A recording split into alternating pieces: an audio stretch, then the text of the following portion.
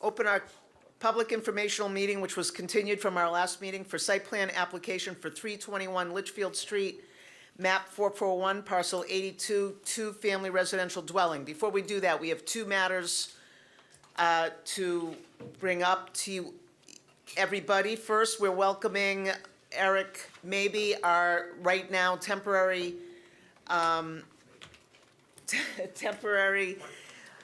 appointment to the planning board. So welcome, Eric. Thank you. Glad to have you as member number 8. And at the end of the, when we're done with the entire agenda, you can tell us a little bit about yourself, but we'll move ahead. And our planning director, Elizabeth Wood, has a statement to read to the audience. All right. Welcome, everyone, to the Leominster Planning Board meeting. We would like to explain the procedure for this meeting before we begin. Public hearings and open public meetings will be open per schedule on the agenda. Once a hearing or open public meeting is open, the applicant will have the opportunity to make a presentation to the board. Once each applicant has presented, members of the planning board may have questions or comments before we invite members of the audience to comment in regards to the application. Prior to inviting your comments, however, we will read into the record all written comments from individuals who could not be present this evening. Anyone who wishes to speak may approach the podium and must state their full name and address for the record. Comments will be limited to a 2-minute time frame. Other than speaking at the podium, members of the public are requested not to speak out during the meeting. To avoid redundancy, if a comment has previously been made by another person, you can simply state that you agree or disagree with what was mentioned. Please only speak if you have a new matter to raise for the board's consideration.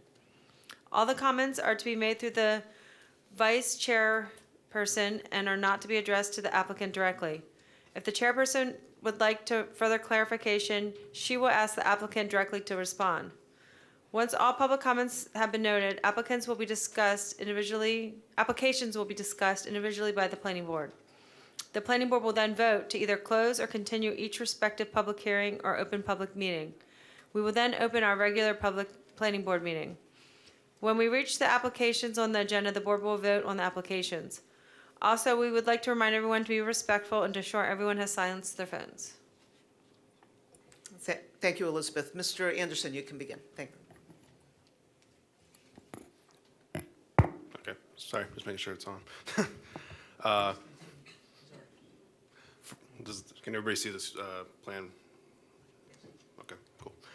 For the record, Chris Anderson with Hanning Engineering, here on behalf of Escavaliers Realty LLC for the construction of 5 new duplex structures at 321 Litchfield Street.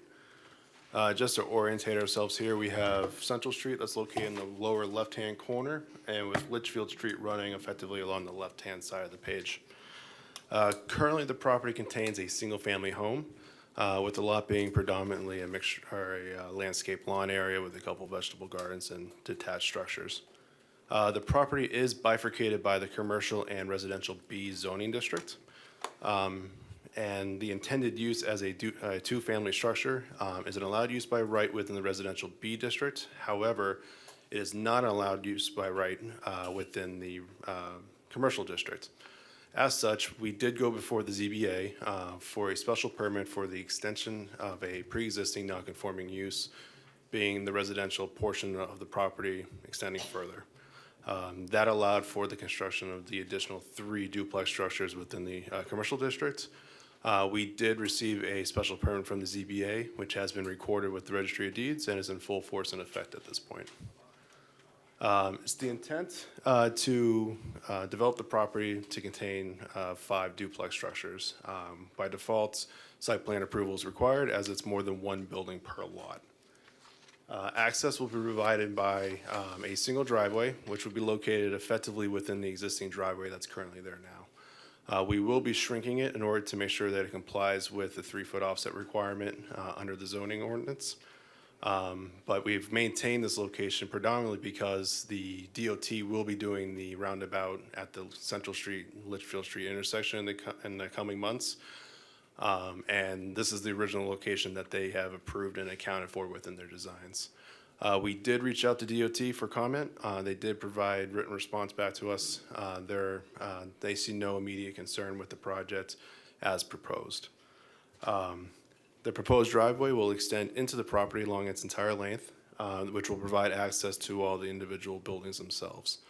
The end area of the property will be configured in a T configuration in order to allow for emergency vehicles to turn around on site and exit through the main entryway. There was a back and forth between the fire department and our office, trying to figure out how to make it work. We were able to finally get a hold of the Chief Long this afternoon and reviewed the modifications with them. So we did provide a plan to the fire department, and staff was CC'd on the email chain. But effectively what we've done is we've extended the northerly driveway portion in order to allow for the emergency vehicle to be contained exclusively within paved areas. Their concern being that during high snow events, snow piles can inhibit their ability to turn around appropriately. So the vehicle is now stored entirely within paved areas in order to facilitate the movements.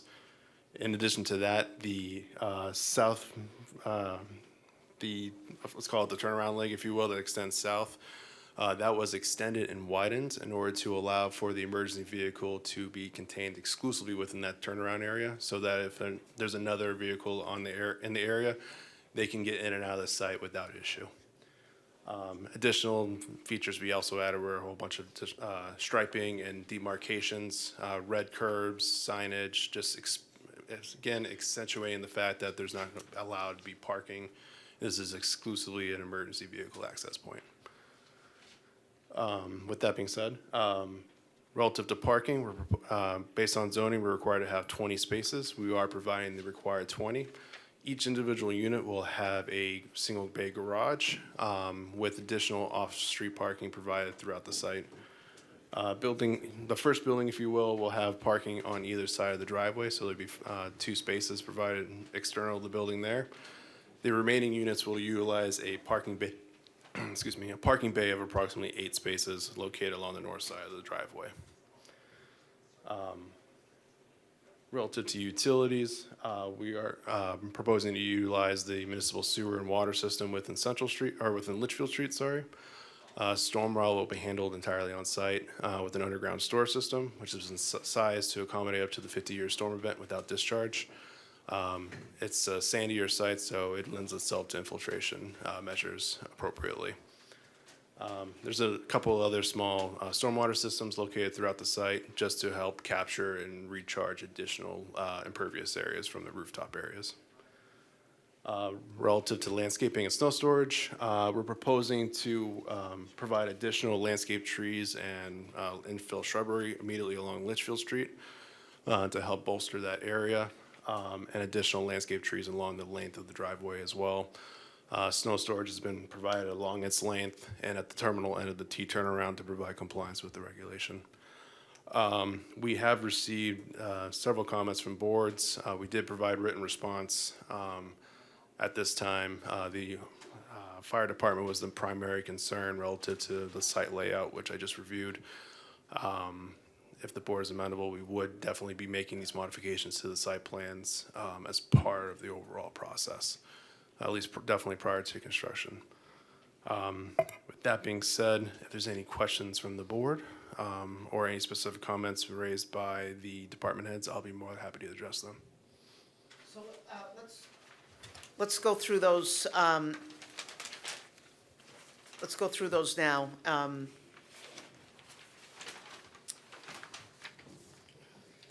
The Board of Health, City and Water and Sewer are okay. Asbestos and rodent survey required prior to demolition. You've acknowledged that.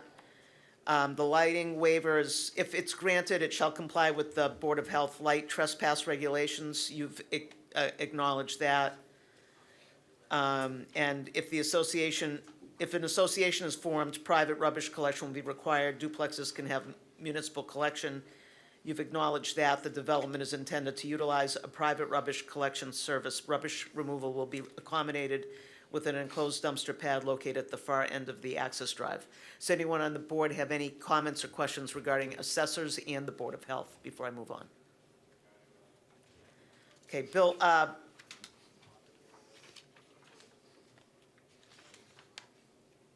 building. The ZBA approved 3 two-family homes in the commercial portion of the lot. They now want to have, I'm assuming that's you, the applicant, they Yes. now want to have 2 additional two-family homes on the back portion of the lot, which is zoned Residence B. If Mr. Anderson, if you can comment on that. Yep, no problem. So this was a back and forth and a concern that the building inspector had, which we did ultimately resolve with him. But effectively, when we went to the ZBA, we showed them the full development plan, more or less as you see it now, with the minus the modifications that we did for access emergency vehicle perspective. It showed the 5 duplexes.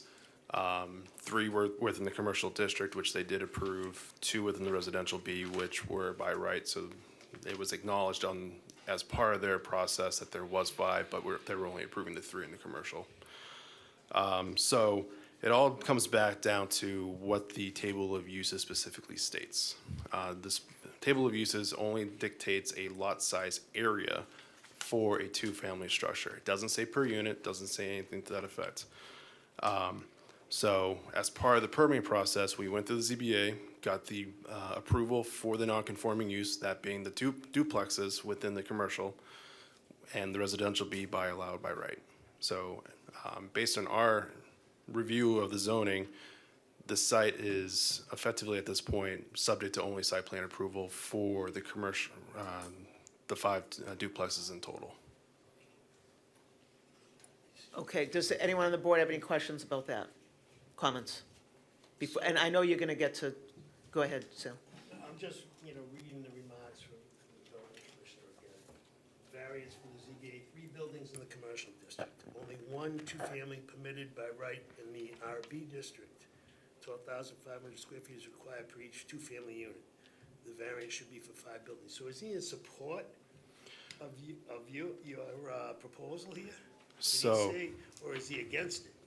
So in our response from July 6th, if you go towards the,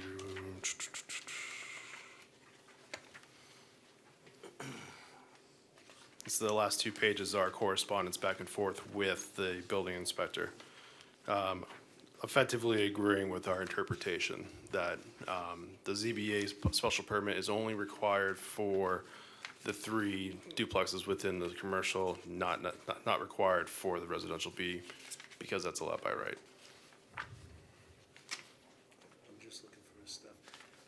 Chris, is that on the corner before the Sunoco station? It's on the opposite side. Opposite side. Opposite side. I think it's a Sunoco. This No, is that's the one next to, Yes, along, it's a mobile. it might be the mobile one. I apologize, the 2 No, mixed. no, no. So if you were coming from the old Borders, it would be on your right. From the which direction? The old Borden Chemical? If you're coming from Brooks Pond Road, sorry, Well, no, but if you come from Brooks Pond, it's on the right-hand side. it's on the right-hand side as you take the right onto Litchfield. Correct. Did you find the email? No. Not yet. It's in his, This. Thank you. It's in one of the ones that was left there. July 6th. yeah, no, it's in the back. Very good. The very back, yeah. I'll- Well, for the record, I'll read it.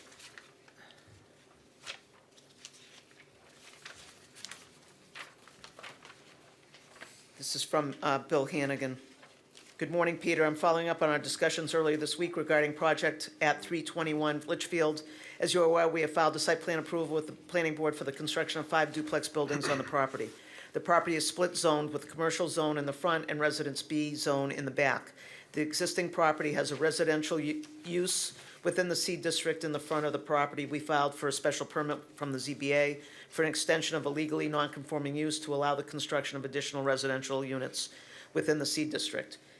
The permit was granted on April 14th and recorded at the Registry of Deeds. As discussed, the site plan approval we have submitted is for a total of 5 duplex buildings on a single lot. As a duplex building is not considered multifamily, the construction of multiple duplex buildings on a single lot is allowed with the site plan approval under a criteria of more than 1 building on a lot. The special permit was granted for the extension of the residential use specific to the 3 new duplex buildings within the C district. The additional 2 duplexes within the RB zone are allowed by right. Once again, the overall project requires site plan approval. I believe this complies with the requirements of the ordinance with the inclusion of the special permit and the site plan. If you could confirm the contents of this email, it would be greatly appreciated. After a follow-up email from Mr. Hannigan, Peter Nile responds, Bill, and I quote, "Bill, I hate to say it, but you are correct. Site plan approval, but not back to ZBA." So does the board have any questions or comments about that, the involvement with the building inspector? With that, I'm going to then, Mr. Anderson, I'll stay within, I know the planning director has her comments, but we'll go in order. Conservation, there's no jurisdiction over the project. Do you want to comment on DPW?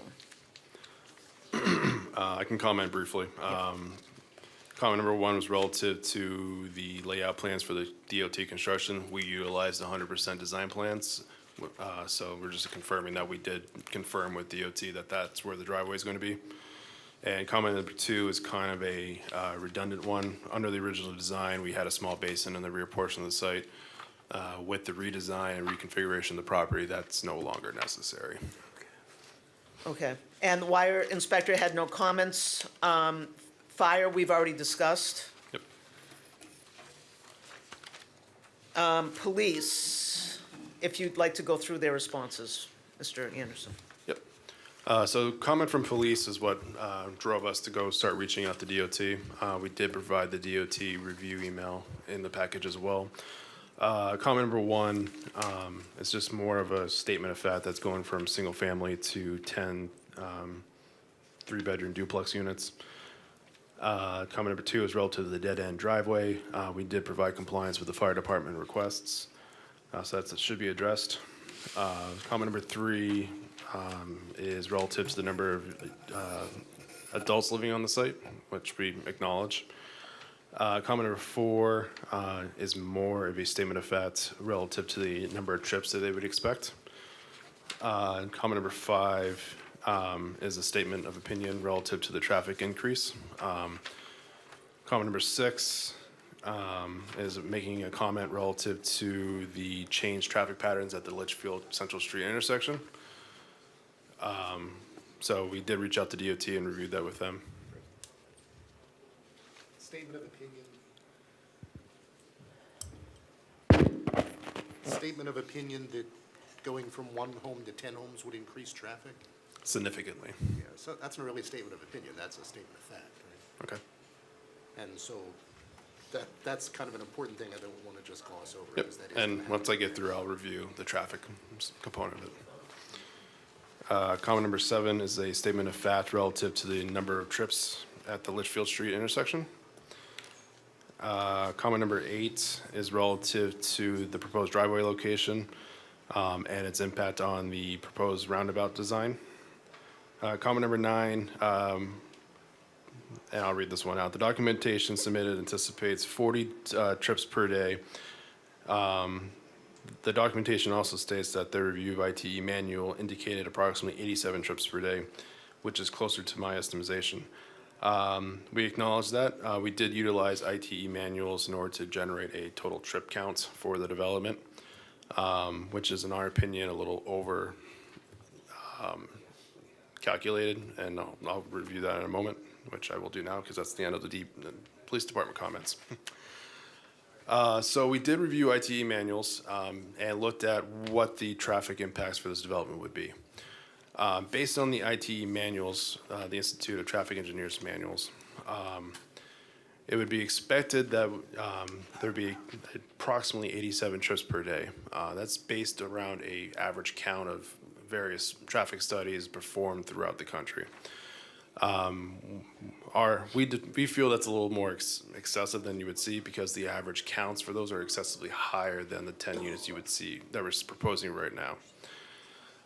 And it's our experience that typically in a development like this, you would see about 3 to 4 trips per unit per day. That accounts for people coming and going from the site and 2 vehicles being on the property. So that's a trip coming in, coming out, if you will. Over the 10 units, that would be expected to see about a 40 vehicle trips per day coming in and out of the site. And I stated before, we did review this with DOT. They don't see any significant traffic concerns from this development relative to their design requirements as well as the roundabout design that's going to be Chris, constructed. how far is the driveway from the roundabout?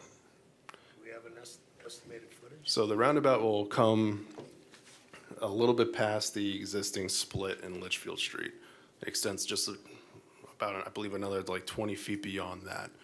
So that's the branch coming off of the roundabout going onto Litchfield. The main core of it is located within the intersection between the 2 roadways. But I mean, the driveway itself? The driveway itself is located outside of that branch. I'm just trying to get an idea how far outside, you know? Is it gonna be like right after the rotary, or is it gonna feed into the rotary? It will feed into the rotary as they've already designed it. So it's another access of traffic into the rotary. So you got the 4 other ways from Central Street to Litchfield Street to, now you got this. Yes. And they were okay with that? Yep, we provided the response from DOT in the January, or the July 6th package.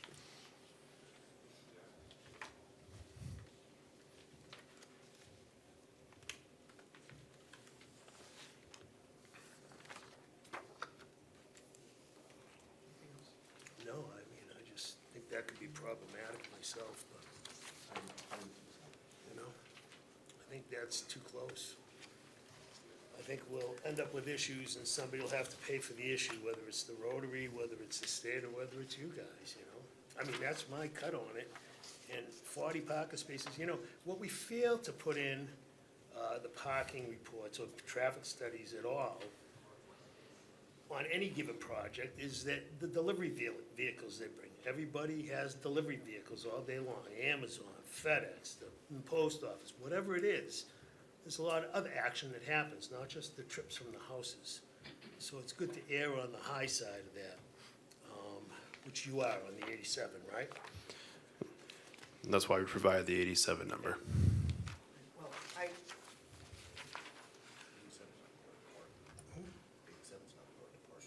No, not regards to parking, just regarding trips in and out. But I just don't know how that happens so close, or feeds into a rotary, which is only supposed to have major connectors. I thought that was the whole program of rotary.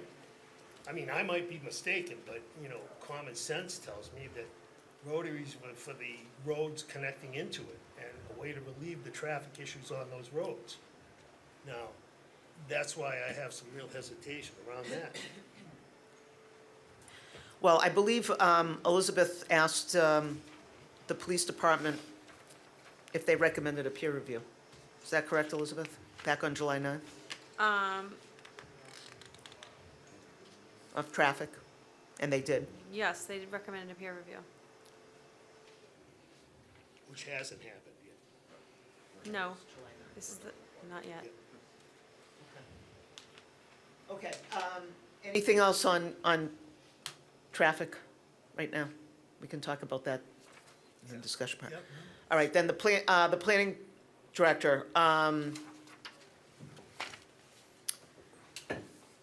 she had an issue with the lot size is 57,063.6 square feet. The minimum dimension of a commercial C lot are 5,000. I think this is in keeping, with your discussion with the building inspector. The minimum dimensions of residential B are 12,500, and in her opinion, the applicant is permitted to have 4 buildings and not 5 or 10 units. what's your response, Mr. Anderson? Effectively, we disagree. If you look at the dimensional table requirements under the zoning ordinance, it just says lot area. It doesn't say per unit, it doesn't say anything to that effect. So as long as you have the 12,500 square feet of land area, you can technically put a duplex structure on the property. What triggers the site development review process is the fact that there's more than one building on the lot. So because we have 5 buildings, we have to come before the site plan approval. But based on the zoning ordinance, there's nothing that specifically states that a per unit count is required. I do have copies of the zoning ordinance table if the board would like to see them. But if, even in that table, if you look a little bit further down, under multifamily development, there is a per unit area requirement, which is exempt or not shown on the duplex. So there's really no true standing, if you will, to state that you do need to have 12,500 per building. Okay. Does the planning board have any comments or questions about that? I just disagree with the applicant and I disagree with the building commissioner. I think they should only have 4 duplexes and 1 single-family home. They should reduce it by 1 unit to meet the zoning. But, Based on the tables he's referring to, is there something that says that? I read it that it's 12,500 square feet per building. As was mentioned. but there's a difference between a multifamily and a duplex. Correct. And so you consider We're You just- consider a two-family a multi-family is what you're considering, Elizabeth? No, I'm considering it a duplex.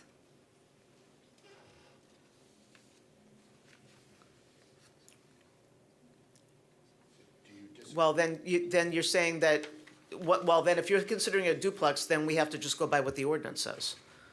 Because if we agree that they're duplexes, then what does the ordinance say? Do you want me to grab the book?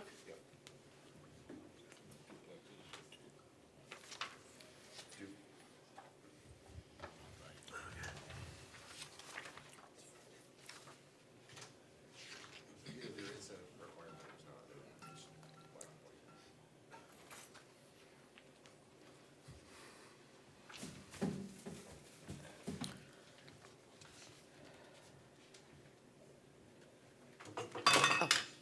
That's okay. All right, well, is there a difference between a two-family and a duplex? They're synonymous with one another. I'm sorry? A two-family and a duplex are synonymous with one another. Okay.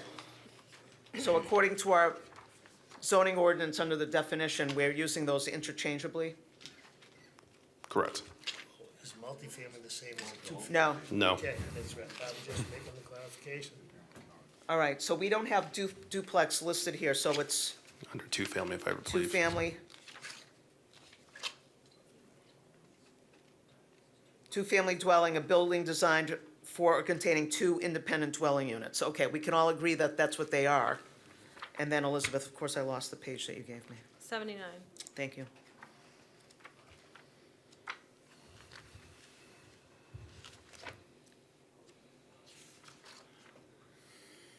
All right, a two-family, it says minimum lot area is 12,500 square feet, Correct. and you agree with that? Correct.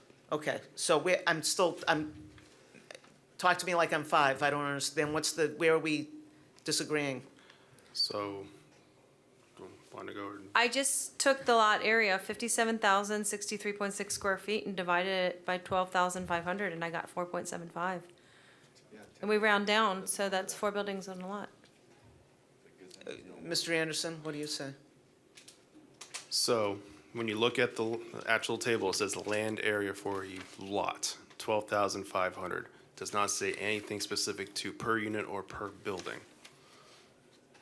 And- Okay. And if you were to look below, a little bit lower on the table, and within the RB, if you look at the multifamily requirements, it does dictate per unit. So when the table was written, it was taken into account that it was per unit or per lot. Okay.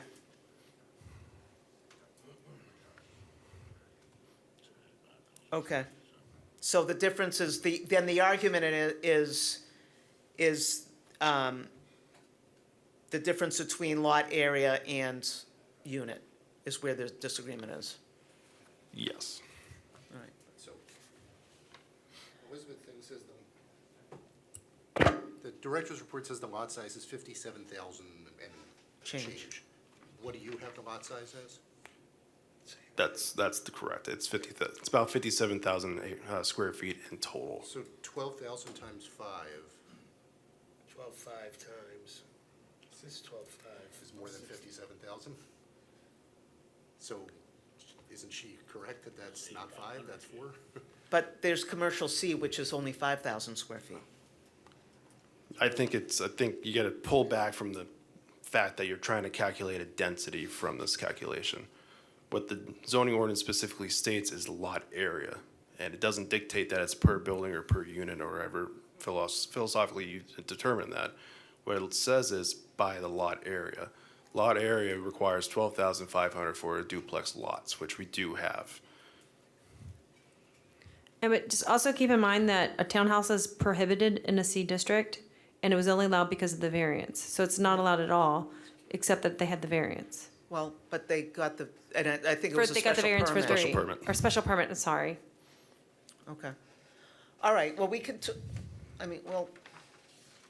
anyone else have any questions or comments? I tend to, it doesn't say per unit. It says 12,500 square feet without the unit. And I'm assuming it was written that way because it's a two-family as opposed to a multifamily. And there's only two units within the building itself. So I'm tending to think that they comply, especially since they did receive a special permit on the commercial end of it as well. For the two, was it 2 units? The four units. How many units are in the commercial end? Three structures, so 6 units. Okay. Okay. But we can talk about that later. Let's continue. Anyone else have any questions about Elizabeth's comments? Just for clarification, so I understand this. Are you saying you could put any number of units on a 12,500 square foot? I could put 10 buildings there if you could squeeze them in? If there was a Under this way, interpretation? unfortunately, if you want to look at it from that perspective, yes. If there was a way to physically fit that many units and make everything else work from a site plan perspective, yes, you could. I don't know how that could be a plain reading of the This is a statute. question about the letter of the zoning versus the spirit of the Yeah, zoning. I just don't see how that, I don't think it could be either. I don't know how that could possibly be a plausible reading. It's interpretation. Yeah, it is. Okay, just my opinion, we can talk that later. Yeah. The building inspector has suggested that we correct that. Well, we'll get to that after.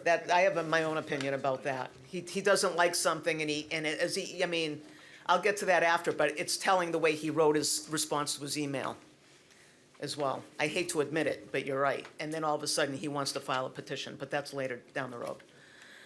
All right, parking, can you comment on parking, Mr. Anderson, based upon the director's report?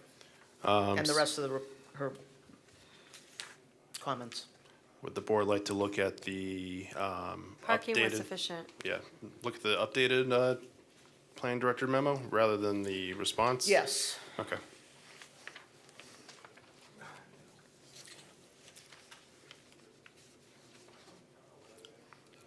So, based on this current memo, we've addressed the comments relative to parking.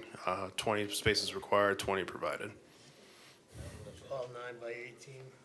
All 9 by 18 with a 22-foot drive aisle behind them. Yeah, there was a typo in my memo. It should see 9 by 18. Okay.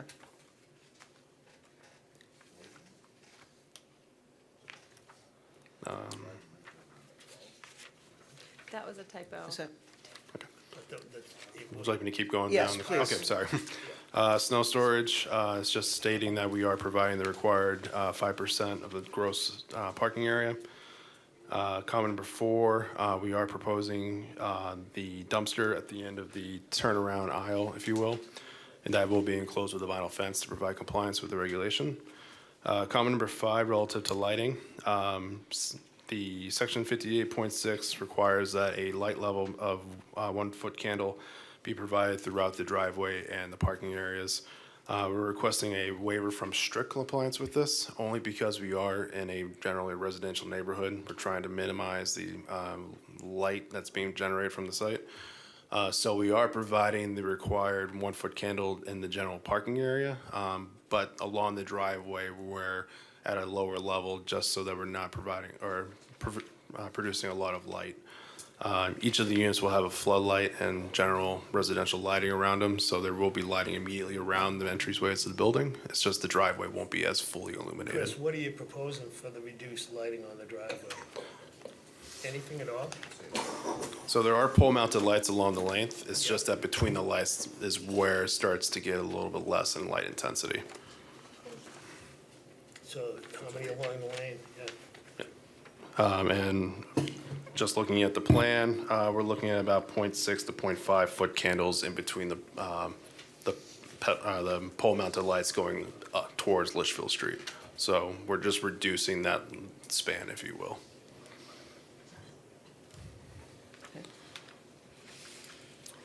And they're all downward facing, direct lighted and shielded too. So it's providing compliance with all those light trespass requirements that the Board of Health referenced earlier. Comment number 6, we're requesting a waiver from providing a landscape plan prepared by a landscape architect. We did show the various tree plantings and additional notations around the site to provide compliance with the landscaping requirements.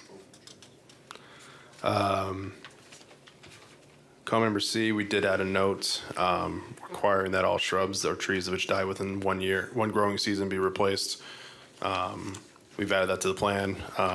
Director recommends that this just be a condition of approval, which we don't have an issue with. Comment number 7 and 8 have all been satisfied. Comment number 9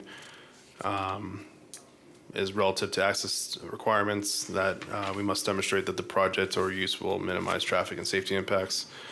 As I reviewed earlier, we did review with DOT. We've designed the driveway to fit within the original design of the DOT roundabout. And just to make an additional note on that, we've pushed the driveway as far away as humanly possible from the roundabout to try to provide that safety component as well. But it still connects to the roundabout. It still It- feeds the roundabout. Yes, it's within the zone of influence of the roundabout. Is it in the actual circle? It's not within the physical. That's what I was wondering, because the way that it looks like it goes right into the circle, but that's the end of, Well, you know, it feeds the circle. It can't go anywhere but the circle, right? no, I don't think, I think you're. yeah, show me where the circle is in regards, Yeah. it's down near, All right, so here's Litchfield Street, and this is where it's still a 2-lane road. Yeah. The roundabout is going to be located down through here. This is where everybody's going to be entering and exiting the giant circle, if you will. Up through this area is a leg of the roundabout that extends up through here and blends back into the Litchfield Street area. The actual limit of work for the DOT project is just beyond our property. By limit of work, I legitimately mean just the curbing, the repavement, the restriping. The roundabout leg is separate, legs that go on and off of Central Street along Litchfield Street are broken into 2. There's a landscape island that exists currently right now, and what they're proposing to do is to extend it a little bit further to about this location and then allow for additional sidewalk means of egress throughout the entire area. But this driveway entrance is outside of that. So the vehicles can come in and out of the site and go southbound, enter into the roundabout using the existing or the proposed travel lane going onto the roundabout, but it's not physically impacting the roundabout itself.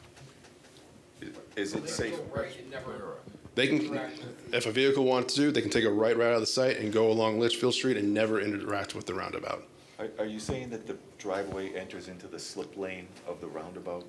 Yes. Yes, you can see So it enters into the you've got people right, taking left turns into a slip lane exiting a roundabout? They're coming out of their driveway into it? It's not the true slip lane. The roundabout terminates well before that, so it's just a crossing of a 2-lane road at that point. Then you come in. You take a left, you come into the road. I get it. I don't like it. 8,000 cars a day go through that rotary. And this is Yep. 100 adding, that's 1%. Yeah, but it's where they're coming from. It's One It's percent. how they're entering, it's not, Yeah, you know, the 8,000 cars is based on Come the from all traffic, ends, right? Central Street both sides and Litchfield Street both That's sides. 8,000 cars. That's The correct. building is for 8,000 cars. That's right. You But can't it's- make a big deal about all. Oh, no, I'm not making a big deal about the No, number I'm of saying cars, it's a where they're 1% coming out is growth what I'm on saying. What's Right. going into that. Yeah, and it's not the number, it's where it's coming out. it's not the count, it's the, I mean, maybe if they're forced to turn right out of their driveway, so they're not, yeah, if you've got people exiting a roundabout, maybe they're not Because expecting they're someone gonna to turn. extend that island, right, In- Chris? They're into gonna the- extend that island, what, halfway down anyway? They're going to extend it Right? approximately another 20, 30 feet. I don't have the plans in front of me, so I No, can't give you a real understand. number. So it is very close. 100 feet away. Didn't I read 100 feet away? I don't know. I can't find the email where they said it was okay. Who in the back? It's after the maps. The code law was roughly 100 feet from Central Street. And just to also put it in perspective, there's already, you have the gas stations who have a significantly higher traffic flow already bleeding into these slip lanes, if you will, already in the roundabout that have been designed for. So it's not uncommon for this to occur. It's not directly impacting the roundabout, which I think is what the key point to make is, that we're not dumping vehicles right into the middle and providing a fifth leg of this roundabout. That's the main point I want to get across. All right. All right, anything else from the board? Did we go through all the department head comments? There's a few more on the planning director, Okay. if you want to keep Yes. going. Just cover them all. Yep.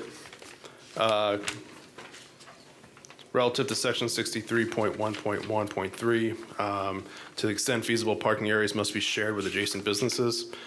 The property is not abutting in a business, it's abutting more residential properties. So it's our opinion that we do provide, to the extent feasible, shared parking between this property and the abutting ones. So I don't believe a waiver is necessary for this application. Comment number 2, we did provide architectural designs as part of our submission package. Those were provided. It's just confirming that the architectural design is in nature of with other uses in the area. Number 3 is relative to the traffic impact statement, which I believe we've reviewed extensively at this point. And that was the rest of the review memo. Okay.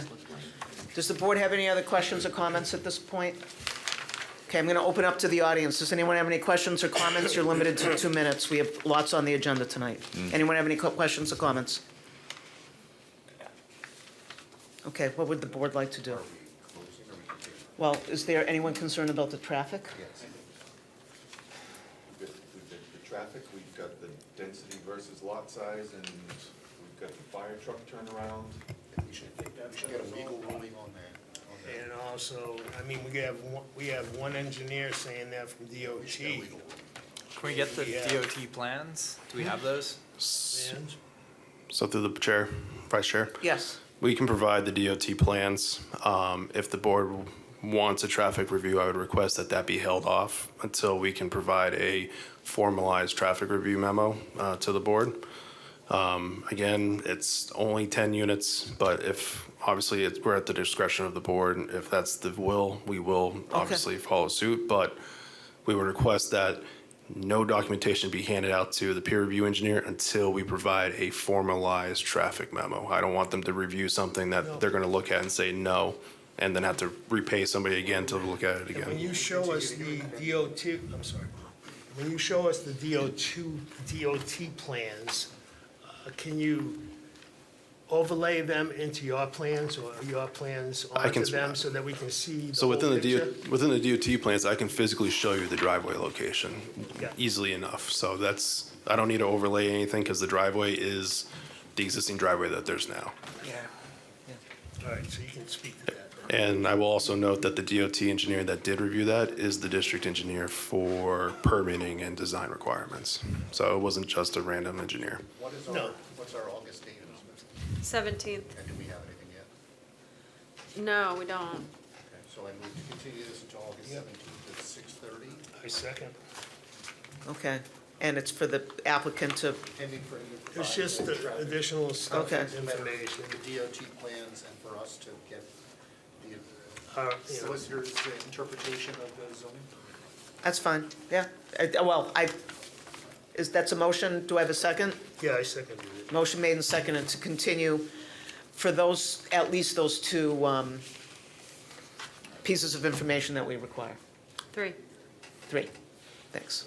All right, motion to continue to August 17th. All those in favor? Aye. All those opposed? Motion carries. Thank you. Chris, thank you. So, Paul, you were asking for a traffic impact statement, as the ordinance says. Well, it's to be defined first. He's, We'll provide a traffic impact statement Yeah. that will show sightlines, general sightline review, traffic trip generation, a little bit more bolstered than what we provided. And based on that, we can decide if any more is needed. Right. And based on the DOT plans, take a Okay. look at that, based on your impact. Okay. all right. Okay. Let's open up, thank you, Mr. Anderson. We'll open up the Thank you. 6:35 public information meeting for site plan application for 396 Main Street, map 239, parcel 8, multifamily residential. You. Now I can't find my agenda. Okay. There we go. A lot of paper. I know, a lot of paper. Oh, God. We were planning on using the TV, it didn't bring a board, so can we just, is that still operational? Someone took my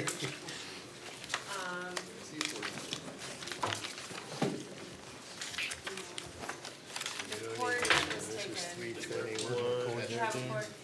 While you're doing that, I'm also going to open up for the 6:36 public hearing for special permit for the use of multifamily application, special permit application for 396 Main Street, map 239, parcel 8, multifamily residential.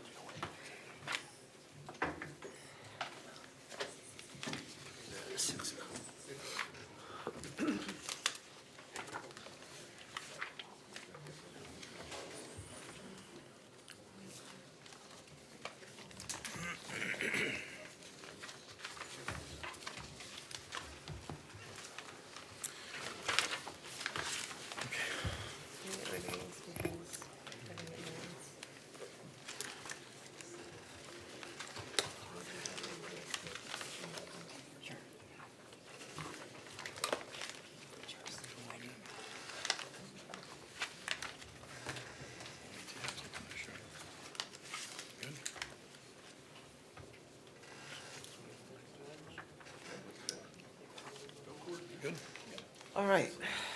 That's nice.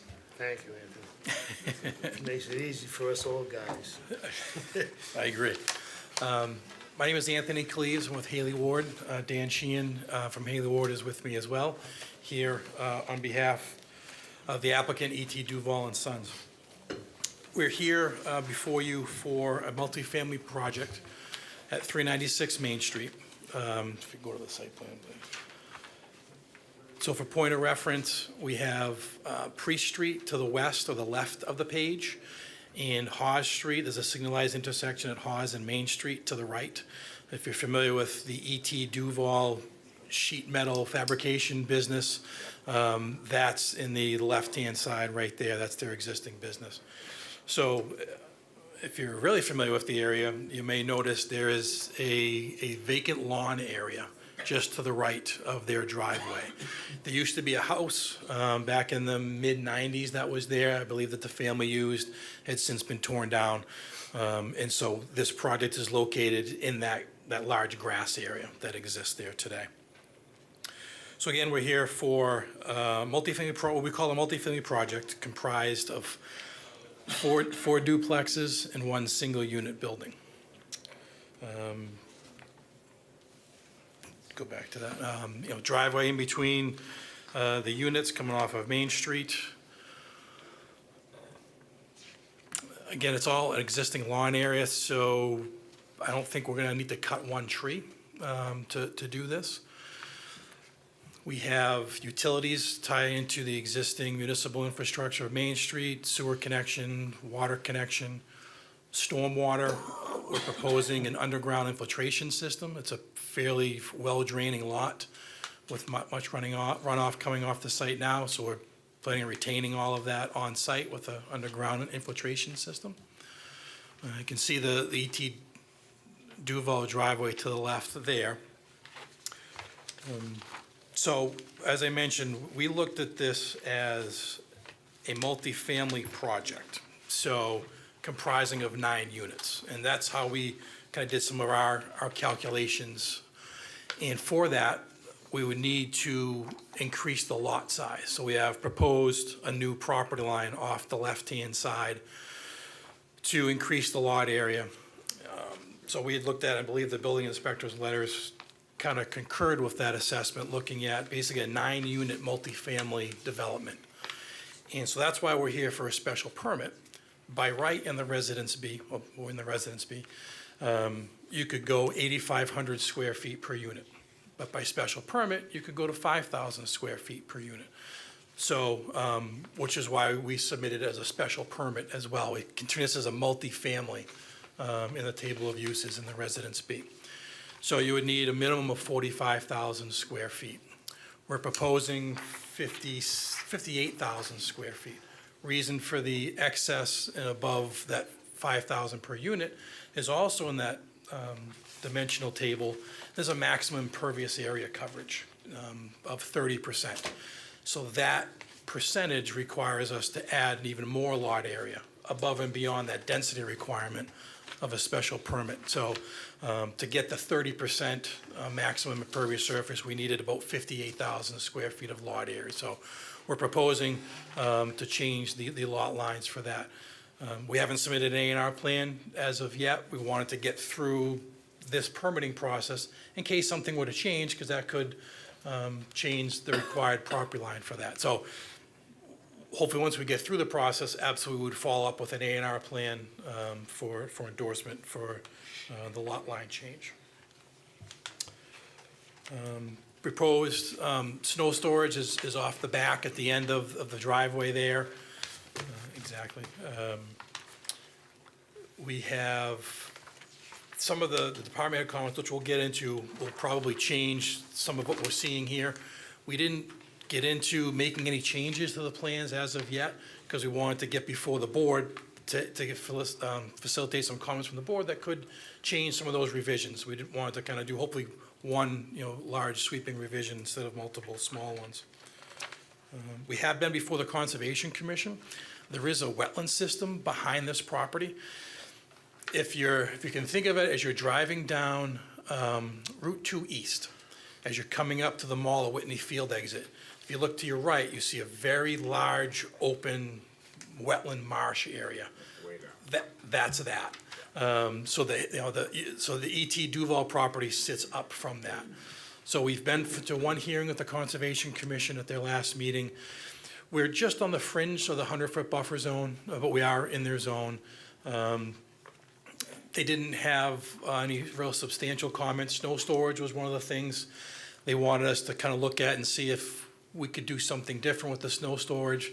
But we also let them know that, we're going to the planning board and some things could evolve from that. So we'll be follow back up with them once we have, if there's any more iterations through the planning process.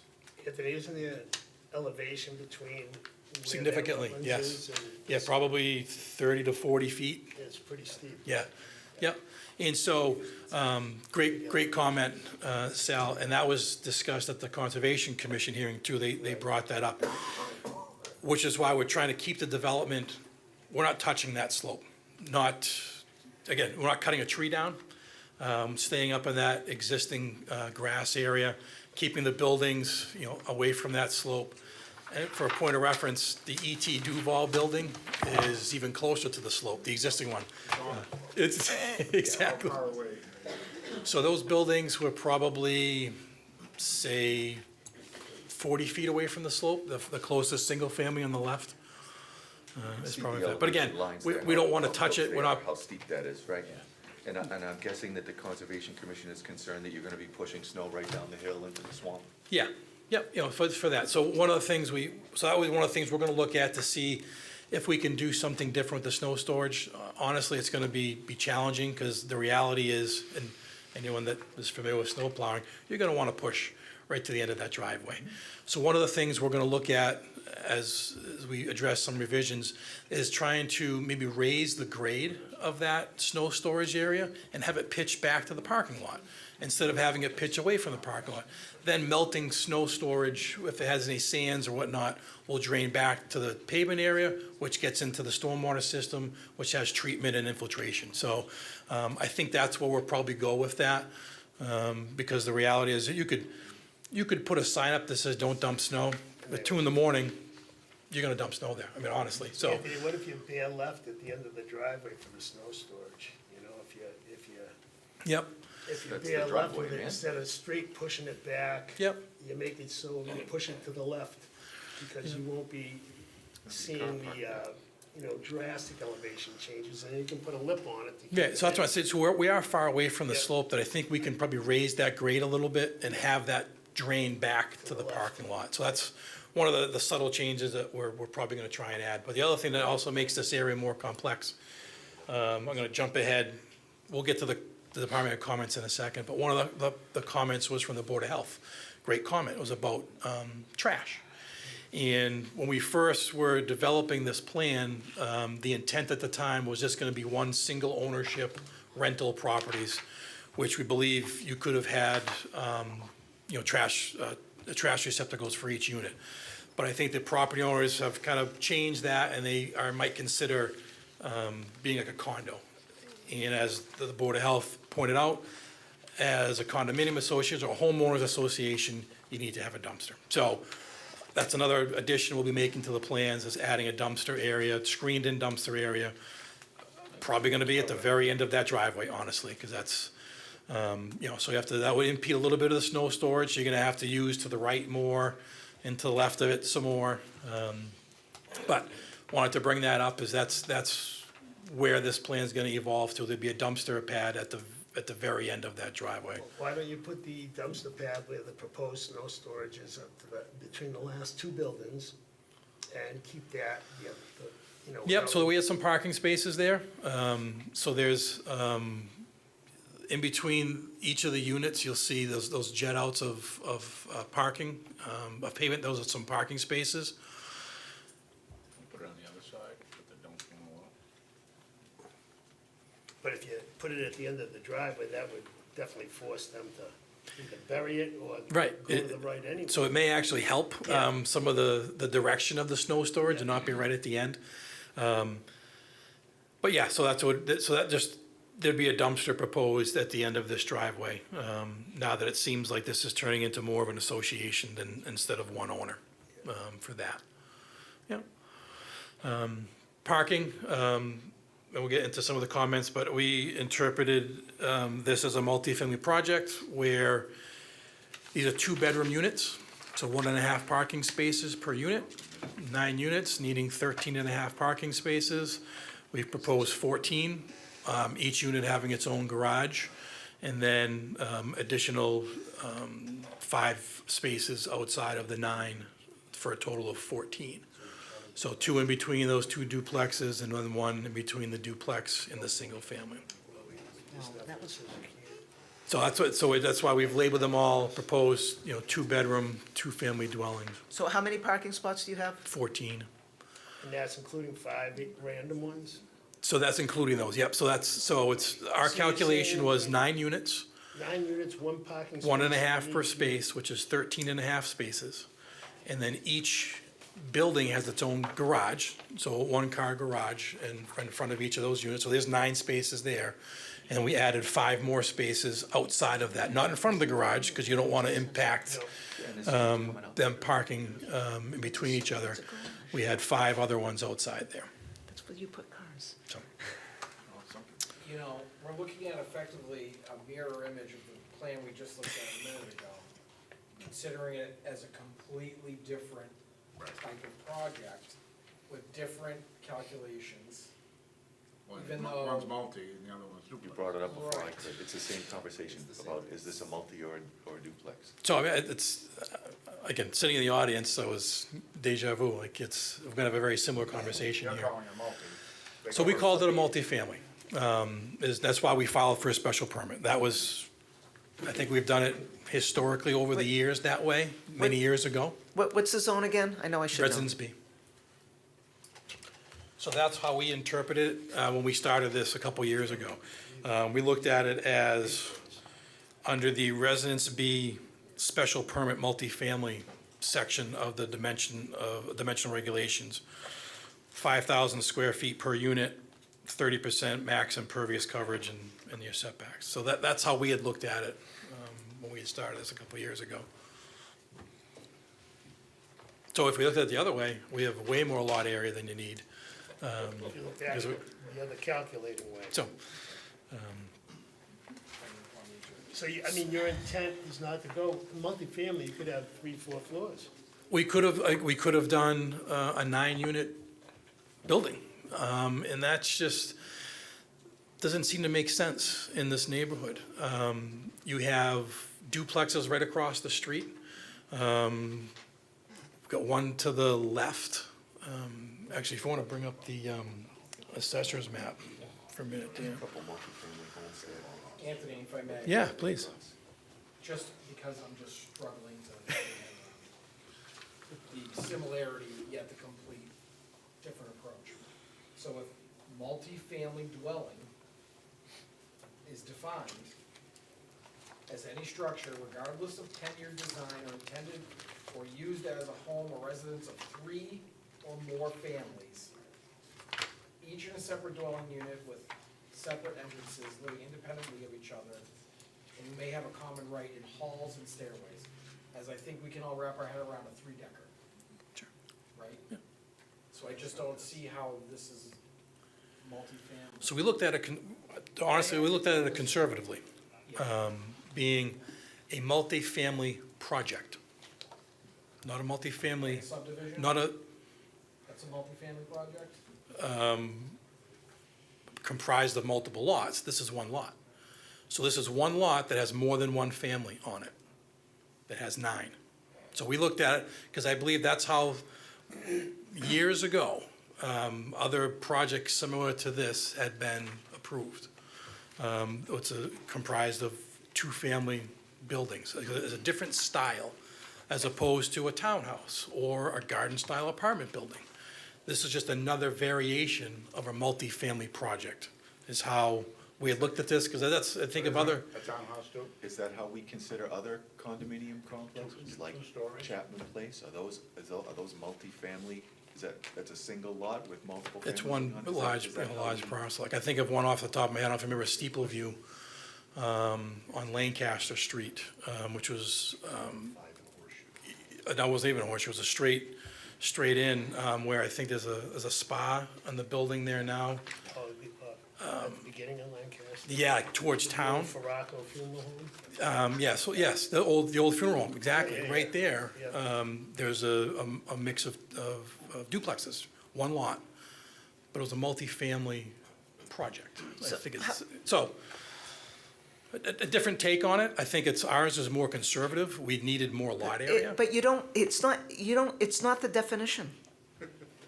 It's not the definition, Anthony. Any structure regardless of tenure designed or intended or used as the home or residence of 3 or more families. I don't know, it's not the definition. It's a 2-family. It's like the 2 of you should change lots. So, I mean, it's, What did we do? so, again, we're looking at it as a multifamily project comprised of 2-unit buildings. So, It's a different style of a multifamily project. So if you put 3 buildings there with Yeah, yep, we could do, 3 units per each, you'd call that a multi. it'd be three triplexes, yep, That would work too. on the block. yep, but I mean, I think we just thought this was a better style than that, or you could do a 9-unit building, one large 9-unit building. That just wasn't something that we thought was appropriate for the Well, I neighborhood. mean, if this got approved the way we're talking, right, the way you're talking, and now it's approved for multifamily under the special permit.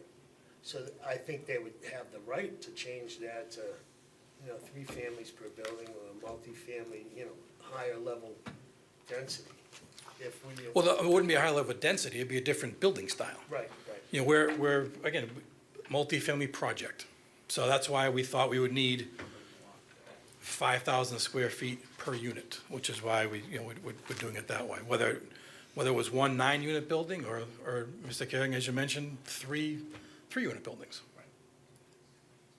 I don't think that the first 4 units is terrible, and given the issues at the back end, Yeah, or maybe adding what would be 2 parking spots per unit, so getting a little extra parking, having a place for the dumpster, having the snow storage issues resolved by maybe not having that single unit at the end, and working with the space that you have there at the back end of it, I just think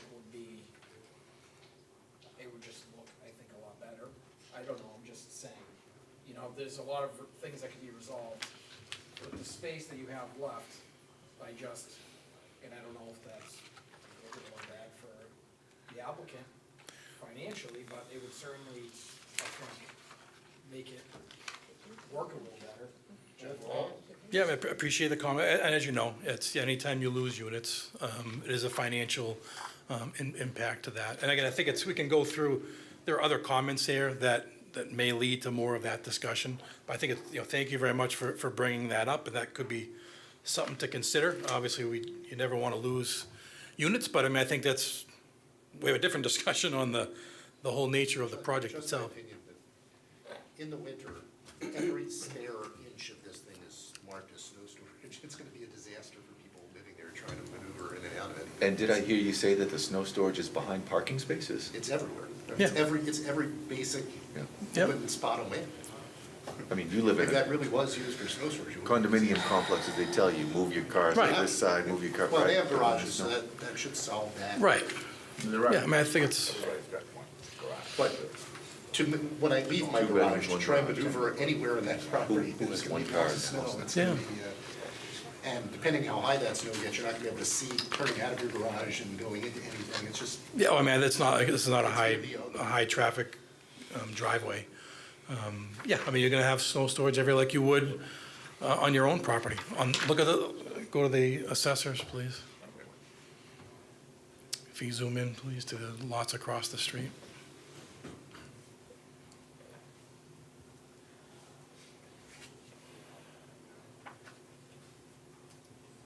So for density reference, you have two families across the street, a duplex on a 6,000 square foot lot. So, I mean, when you have residence B, residence C, densely allowed areas, yeah. And then if it gets to it, you're gonna have to truck it off. Yeah, so some of those duplexes, you have, it calcs to 2,600 square feet per unit on some of those duplexes across the street, for reference. And we've got the traffic issues there on that stretch of Main Street. All right, can we, let's, So you might, I mean, feel free we can, well, Jump into Anthony, the I'm sorry, are you comments. done with your presentation, or did Yeah, you have that's- more? Because we seem to have Yeah. interrupted you. no, that's fine, I think that covers the Okay. bulk of the major So items. let's go through the department heads' comments. These are from, the ones I'm looking at are from June 16th. Are there updated ones? No, because again, what we wanted to Okay. do, before we addressed anything, we wanted to come before the board and facilitate any comments here, because that could change where some of these revisions may go, so. All right, well, let's start with fire. They put in that they disapprove, and they cite the CMRs for dead end over 150 feet shall provide provisions for fire apparatus and, minimum inside turning radius distance of 25 feet plus. Yep, so what we're looking at doing is providing a T turnaround at the end, basically adding pavement on the right-hand side so that you could turn a vehicle around there. And then that was discussed, so we had a technical review meeting a couple weeks ago, and that was discussed informally at that time, and they didn't seem against that, they seemed responsive to that. But obviously, we'll have to make that change and get that back before them to make sure that they're okay with that. But that's where we are expecting to go to address that comment. Okay. Does the board have any questions about fire? No, that's the same. You still gotta work that out, and that's kind of the same design as the last project, too? Yeah. All right, Yeah. let's not compare them, Yeah, yeah, because no, it I'm just irritates saying, me. Just saying, it's a T. Conservation approves, and you went before them on June 23rd? Yep, and we've continued that hearing, so that will run concurrently with this board to make sure that if any changes happen one place or the other, everyone sees the most up-to-date plan. So we'll be continuing that process with them. Okay, DPW, individual water sewer clearance plans required. Relocate the proposed SMH to be wholly located on private property. Main Street trench restoration to be done with CDF and grind and inlay.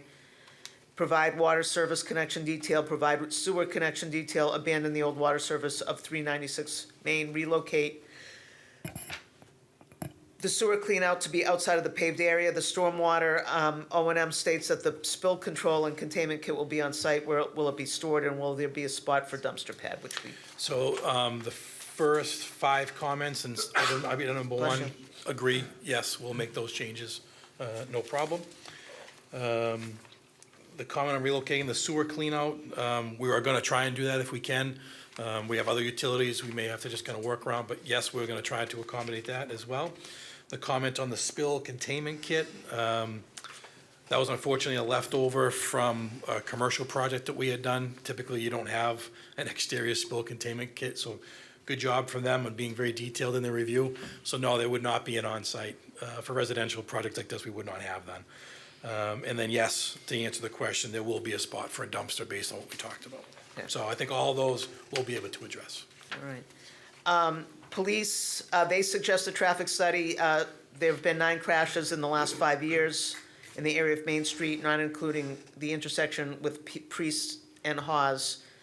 The fire department also suggests sharing the existing driveway with Duval to minimize curb cuts, busy section of road.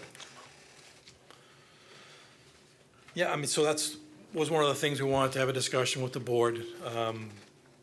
We'd asked that the board consider not requiring a traffic study. On projects of this size, usually traffic studies aren't typical. Hate to be redundant, but we came up, looking at the ITE manual, the Institute for Traffic Engineers, based on their studies, projects of this size, you're looking at about 54 units, average daily trips, half in, half out. Looking at peak hourly, the worst being the afternoon, you're looking at like 5 trips coming in or out. In the morning, it's about 4. So typically, projects like this don't really warrant a traffic study in the past. Understanding the concerns here about accidents, we asked if they could provide any information on that. We haven't gotten anything yet. Not sure what those accidents are being caused from. But we You have, saw what he said, Anthony, it went from the 9 to 106 if you include Pre and Haw Street. 106 accidents. right, so Yeah. I'm not sure what Yeah. the reasoning for the accidents are or were. Maybe it's, I don't know how that this project will contribute to that or take it away.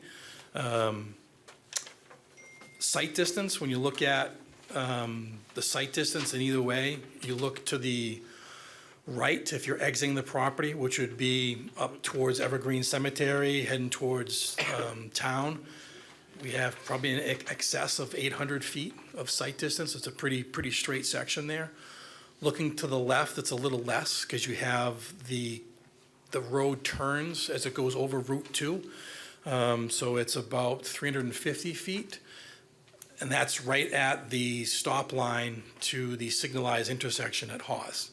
So that's the other benefit that we have here, is you have a signalized intersection less than 400 feet away, which creates breaks in the traffic for people to enter and exit. I think that one of the things the troubles you have when you have a busy road, I don't think anyone's gonna contest that Main Street at times can be a busy road, is getting into the road can be troublesome for residents, whether it's one driveway of one unit or something like this.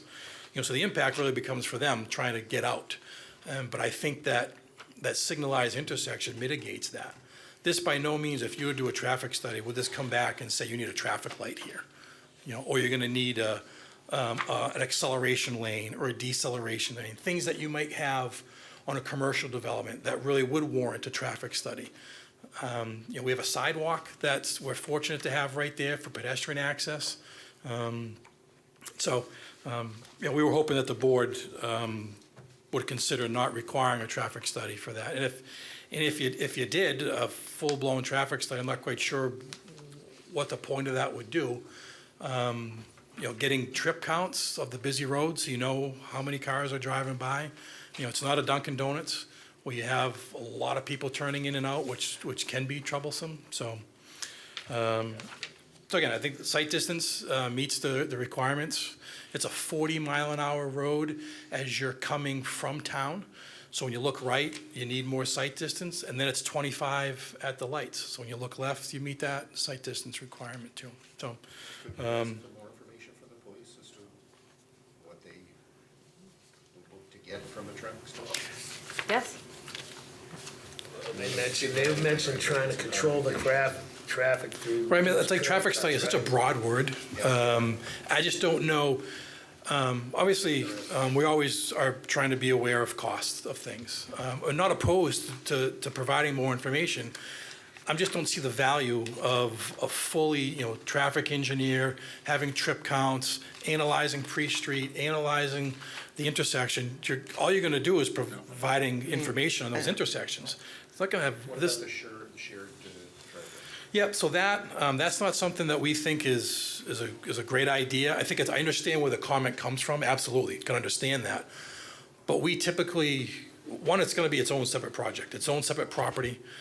Typically, we don't like to mix and mingle unless it's a huge multi-use project, but intermingling a residential and a commercial business sharing a driveway. The other problem you have, you can zoom out for a minute, Dan, is you even exasperate more the fire department's comment about the 150 feet of getting in. If you could envision that access to Main Street goes away and you'd come in off of E.T. Duval's driveway and you'd have to go the whole length of the project and then turn in to get into the project. So you're doubling the distance an emergency vehicle would have to go or you're gonna just drive over the curb. Although, if you could provide that as an additional point of access, you take all the pressure off of turning on Main Street. And you're talking about an A&R, you want to do some kind of combination of, From there. So what would be the A&R plan would be taking area away from the business Right. and adding it to this parcel to meet Right. the area requirements that we think that we need. right, so Yeah, you. so there's still two you're in distinctly favor of separate combining the lots properties. in the back, but you're not in favor of combining the lots in the front to share the driveway. Right, you're talking two different things. No, no, You're talking just area on paper versus vehicular access, sharing a shared driveway with businesses, trucks, and drivers. So that the area thing is just, that area, the area is more area than they need on the business. So it's just adding area to this lot for a density calculation. But yeah, so we didn't think it would be a good means to tie the two projects, the two properties together. I think it creates other issues there.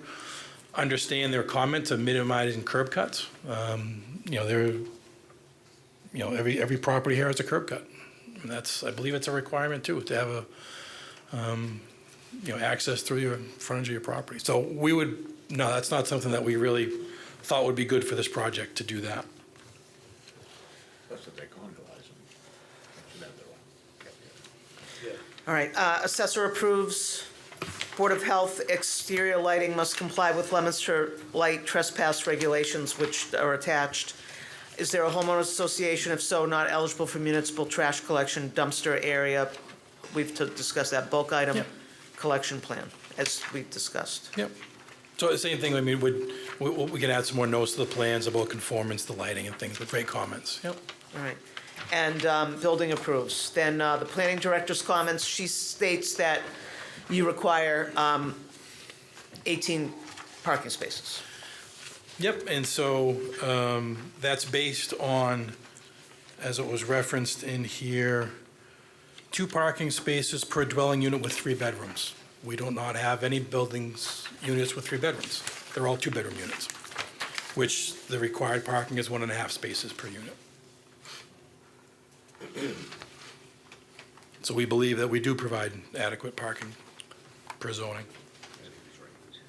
If it's- That's why we labeled on each building purposely 2-bedroom, so that it's clear, and if it was approved this way, it's not hidden somewhere in the minutes that this was, a 2-bedroom project. We wanted to make it clear on the plans, these are 2-bedroom units.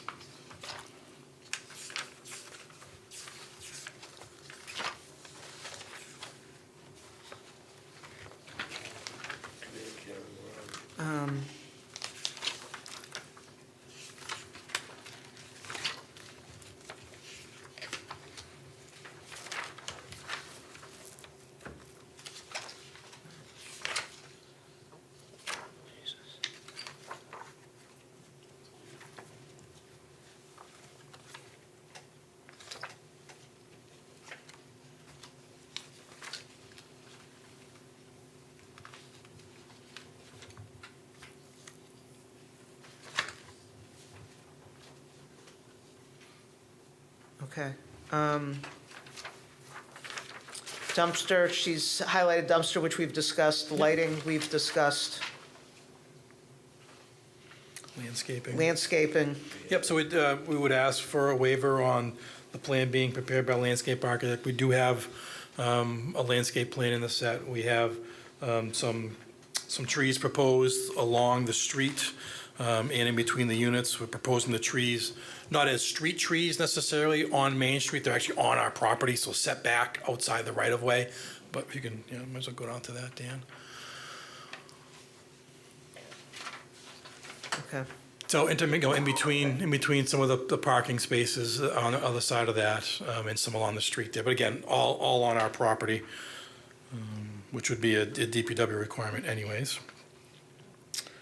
And Okay. we can add the notes that were referred to, no problem there. Okay. Property boundaries, all property boundaries and the use of the ownership of adjacent land and location, and use of any building with 300 feet of the boundary of the subject property must be displayed. Architectural, go ahead. I was just gonna say, so we would just ask that the board, as allowed in that section, we submitted the assessor's map, this map here, showing that. And so we would just ask that the board accept that. Okay. Architectural elevations, At this time, we don't have any. Again, kind of depending upon how this project goes, they didn't spend any money yet with architects developing an elevation of the 2-family building. Okay. So have condition of approval, or if something we can, if we're going forward, we can provide that if need be. okay, easements, if any, Not aware of any. and then we've already discussed access and traffic impact. Yep. Landscaping, traffic study is recommended, we can discuss that after as well. Okay, board, board have any other questions or comments? Okay, I'll open this up to the audience. Does anyone have any questions or comments about 396 Main Street?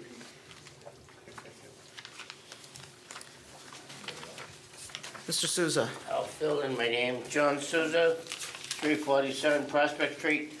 I just remembered, nothing was mentioned here about the post office. And I'm not sure if this is required for this site. That the post office had a requirement for, Centralized mail delivery, yes. what's that? Centralized mail delivery. Right. Does this require that? All new subdivisions do. This would be up to the post office. I think they're not doing individual mailboxes. I think they're only doing centralized That mail would have to be delivery. on the plan someplace.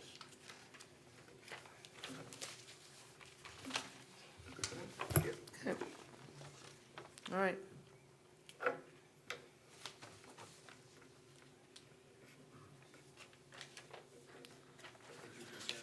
All right. I Anything else? I signed the sheet. Does anyone else have any questions or comments about this project, 396 Main Street? Okay, what would the board like to do? I'm going to continue the public information meeting for site plan to August 17th at 6:35. If Yes, I- Anthony. If I may, nothing opposed with continued meeting. Just, is there certain things that we should plan to come back with? Or is it just to continue the meeting, to continue discussions? That's, We had asked for the police to provide additional okay. information about what they wanted in terms of traffic. If the board felt like a traffic study was, Then we could determine whether some if you, action was necessary or not. And Anthony, you may state to the police what you stated to us in your conversations, and they may be happy with that or not, but I think it would behoove you to do it. But I It'd be think smart that's the thing. only outstanding. Did you want a legal opinion on the Yeah. density? Well, not the, I want to know what they, I mean, we have two projects that are pretty much the same, and we're calling one a two-family or a duplex, and another one a multifamily.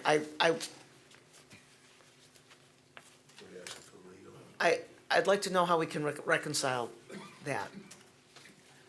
How much of that is on us? that's what I was wondering, if there's Well, I something mean, that we. if we approve, I just don't know how we, Move one way and one the other.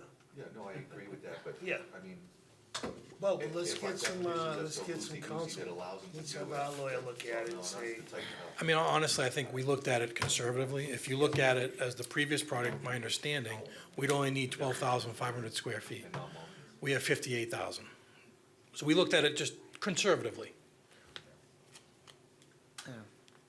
But I think that would be an important thing, is if there's something we need to do, or maybe we shouldn't.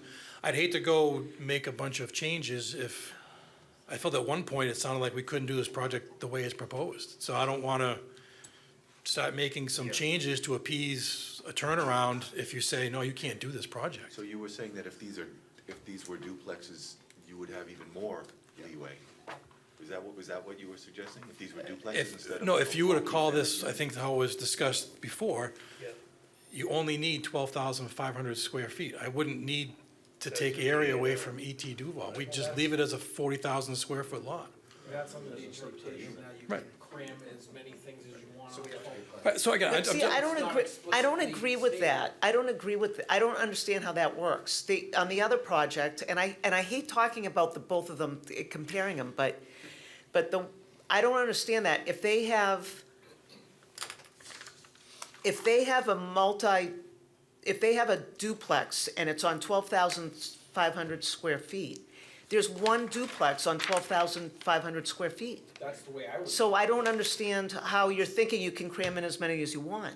that's what he was But I suggesting. mean, I do that you understand. could interpret. No, well, I don't agree with Mr., I'm actually almost giving Mr. Anderson more support by disagreeing with him, because I think you need 12,500 square feet for one duplex. And that's why I think he meets I mean, as long as we can reconcile the two, I'm fine with it. So I guess that's, that was my question, is there anything we need to do in advance of that meeting, or is it more the board is looking to gather some more information to be able to have some more discussions on the projects? I don't think there's any. Are we going to KP Law on this? I mean, we're happy think to we start should. making some of these small changes, I but don't, I mean, because if you, in my opinion, if you just called your structures a duplex, it's by right, it's a Y in residence, right, again, we took a. where's a residence B, We took a right? conservative approach to it, looking at it as a because we always looked at this as a multifamily. I think it was, hey, let's do a 9-unit building. That's just not gonna look right in this neighborhood. Okay, let's do some two families in a single. Okay, that seems like more character with the area. So that was kind of how our thought process went, right or wrong. That was how we came to where we ended up. Didn't even look at it in the sense of, oh, this is a duplex or two-family lot. So that's how we came to our calculations, right or wrong. I mean, I think it's conservative, maybe. I think it might just be two separate approaches, and we Yeah. can reconcile them that way, so. But, okay, so we have a motion to continue to August 17th. And I don't think you have to do That- it. We have to do our due diligence. But I think it's I a mean- great comment. Maybe we can try and reach out to the Right. police department, maybe have some informal meetings and Yes. try and gather some more information. Do the best we can to bring some more back to you. Paul, we need one for site plan and one for special permit. No, we have to do them separately. So you close it, continuing. Continuing 6:35, the 17th for the public information meeting for site plan application. Do I have a second? Second. Motion made and second to continue the site plan application for 369 Main Street. All those in favor? Aye. All those opposed? Motion carries. Now a motion for the special permit for use, multifamily on 636. Motion made second? Second. All those in favor? Aye. All those opposed? Motion carries. All right, Thank you very much for 6:40. your time. Appreciate it. Thank you. Thank you. 6:40, public hearing for special permit use for 508R Main Street, map 232, parcel 9, auto body and collision repair. Good evening. Hello. How are you? Good, you? I'm Shabel Tony Sadi, owner of the property. No, I didn't hear your name. I am- Okay. Shabel Tony Sadi, owner of 502, 508 Main Street. And these gentlemen are looking to rent and open up a body shop at what's supposed to be 506 Main Street. They are looking to rent 508 and 506 Main Street. Right now, I don't know what happened. At some point, I used to get 3 separate tax payment vouchers.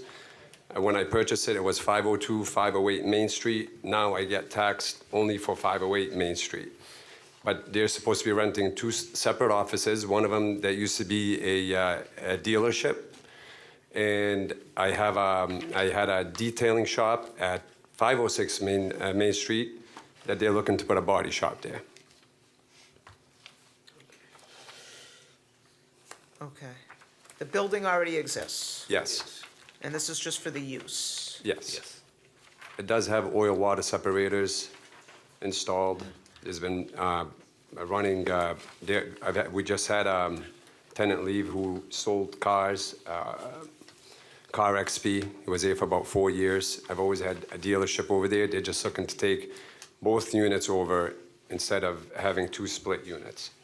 And you just recently put a small building in that back corner there?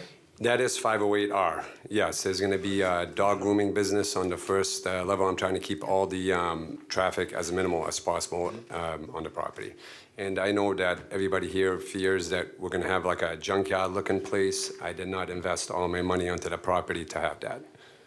I checked out their business. They have 5-star review, as I do. I've been self-employed in Leominster for 21 years. I'm top-rated repair shop, very clean. You don't see anything anywhere. They are not going to turn the property into a junkyard. They actually have a separate body shop. That's where they plan on taking their major work. So no major work is actually getting done at that location. There's going to be a paint booth, small body shop work, detailing shop on one side, and then they're going to operate the dealership, which they'll come back for to apply. And this is zoned commercial, Yes. and they need a special permit. That's motor vehicle body shop. I see it now. Correct. Is that why? Yep, Motor vehicle? yep. I did see that new building in the back. It looks very nice back there. It looks Yeah, it a does. lot Thank you. cleaner than Yeah. that entire lot, yep. It's got a couple of apartments. Yeah, I'm looking for those. I'll start with Elizabeth. The planning director, no waivers. Landscape. Landscaping plan, I'm assuming you're looking for a waiver of that, not having to submit a landscaping plan. That was submitted Oh, it was after this submitted. memo was written. The waiver, request for a waiver or a landscaping plan? The request for a waiver Okay. from the landscape architect plan. Okay. Proposal shall not be a substantial inconvenience or hazard of butters. Parking plan is recommended to demonstrate this. And that was submitted after this memo came in, too. Excellent. A site diagram displaying the building and the parking is recommended. That was submitted. Correct. And the project is in a floodplain, however, no alteration to the building or work is proposed. It's already there, and any flood mitigation would be appreciated, such as additional landscaping or rain garden. We had to install oil water separator and a lot of drainage systems, which cost me about $70,000. So we hope that we don't have any flooding on the property. Yeah. Okay. All right, and then the building inspector approves. The Board of Health is stating that you must be in compliance with the Code of Massachusetts regulations for spray booth and with proper ventilation and air pollution. Any hazardous waste must be properly stored and disposed of. They're wondering if a floor drain is needed, oil water separator is required. They're already there, existing and operating. Excellent. Fire needs advanced plans and contract of licensed installed contractor for the paint booth, same thing. And I believe it's the same as what the Board of Health was requesting under the CMRs. So that's just an email to fire prevention. Sorry? An email to fire prevention or discussion? It's already there, right? All Yeah. that's already. Yeah, I believe they request a fire prevention when you have a spray booth that it's Yes, heated. you do. Yep. Yeah, Yeah. we not intend to put a heated spray booth in there because, I mean, it's not, the space is not that bigger. I mean, it's all, we're gonna put a small one, and we probably gonna use a spray foam, which is comes with the spray booth. Okay, so I mean, you just gotta make sure with fire that the booth you put in Yeah, falls in accordance with yes, the right CMR. Yeah. Yeah, with the right mass. Whatever they purchase has to be approved by the state of Massachusetts. Yes, Correct. Yeah. Yep. And everything is going to be on the lease. I'm very specific with, Yep. I was very upfront with them in the beginning about how I am about the property, even the venting. I don't want to be breathing whatever's coming out of there, and that's one of those. that's, So I don't know if they designate between the heated, I'm sure there's more requirements for one or the other, but they're not saying heated, they just say make sure you're in compliance okay, with all got it. those regulations. Police, they're looking to delineate the spaces assigned to each business.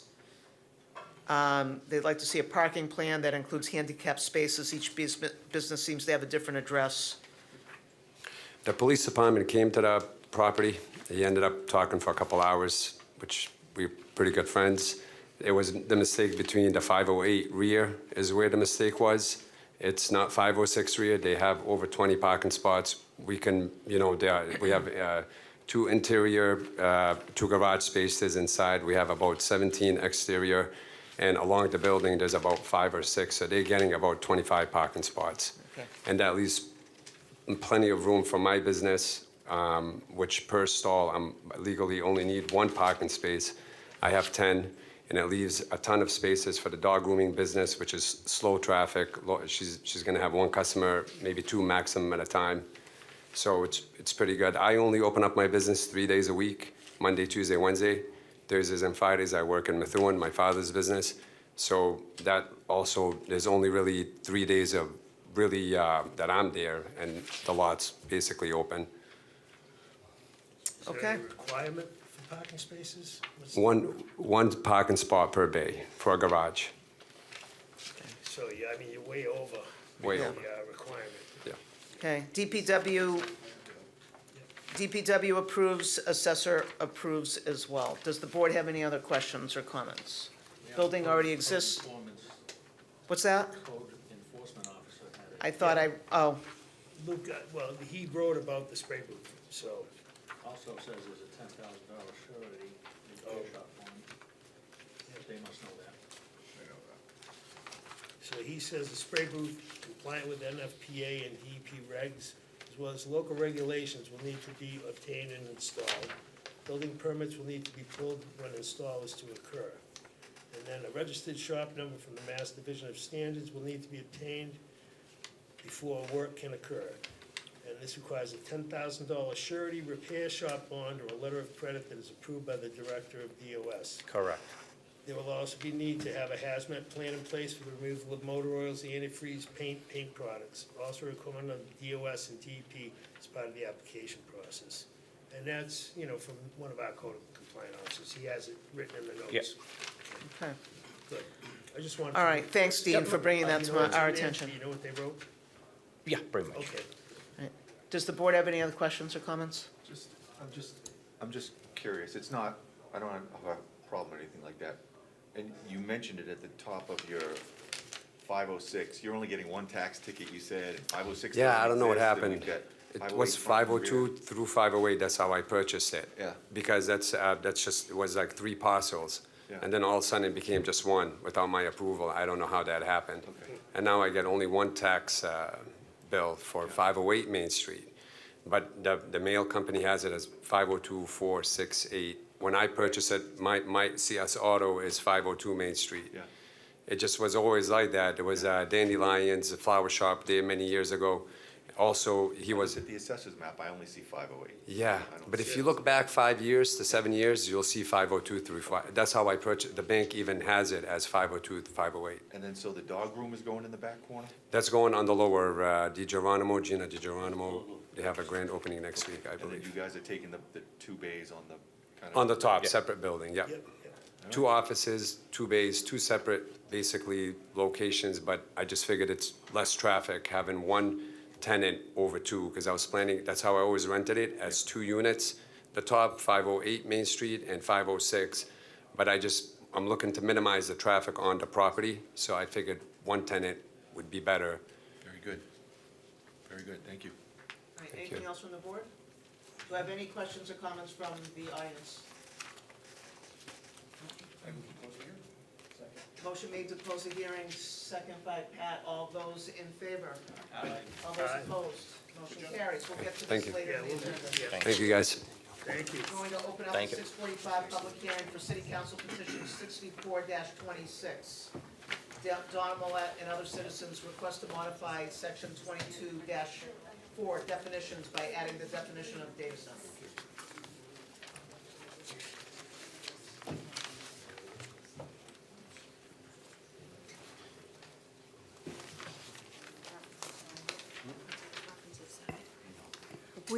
Did you want to read the legal memo first? Or do you want to wait on that? You want to wait? No, I don't think we have to.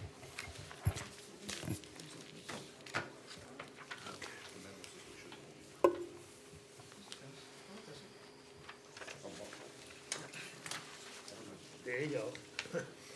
If it may speed things up, I think you can take both of them. There's 2 that are almost identical, and you can put them together. I think we got the other one Well, coming and up since it pretty is soon.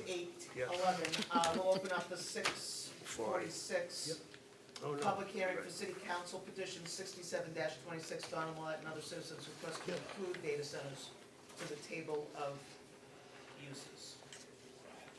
Okay, thank you. You want me to go? Yeah, very much so. So Dave Rowlands, 49 Brayburn Circle in Leominster. So this group of people that have been sort of familiar to this body came forth with the idea of something that's been around not only the state but in the country. And they just had a feeling that we ought to be more proactive and do planning rather than reacting. I don't think it's very controversial, though some of the comments online seem to make it controversial, which is kind of surprising to me. Yeah, I guess that's the secret. The idea here is that it's about planning, not reacting. If somebody comes in and says, we want to put a data center in, it's almost too late if you don't have a definition and a table of use entry. You end up, if they make a presentation to the building department, the building inspectors then have to go to the zoning board, to the zoning document and try to find what is the best use. And he could say, oh, you got a computer lab and you got some offices, this is an office building and it's allowed by right all over the place. So this is simply about putting in a definition and an entry in the table of uses to say, let's have it default to no, or as in one says, special permit by the city council, the most restrictive. And do all the research you want to do moratoriums, do whatever you need to do. But let's get something in the books and have a proper mechanism that when somebody comes to the city and says, hey, I want to do it, Now they have to go through the proper procedure. If they want to change the zoning to put it in a certain parcel of a certain type of property, then they can do that, and we have a proper process to do that. Moratorium's fine, but I hear that being kicked around, but what happens when the moratorium ends? What is the process to end the moratorium? And when the moratorium ends, you still need to have some zoning in place. So this is simply a definition of what it, and the reason why I'm sort of in favor of explicit definitions is because zoning is complicated. And the less you leave up to interpretation and the more explicit you are, the better your zoning is, in my opinion. So this is a definition of a data center. And then you have two separate, the definitions are the same between the two petitions. And you have two different table of uses, and in my view, this really comes down to a legal interpretation from Copman and Page. And the reason I say that is I was involved when adult entertainment was discussed in the city, and we wanted to not allow adult entertainment in the city.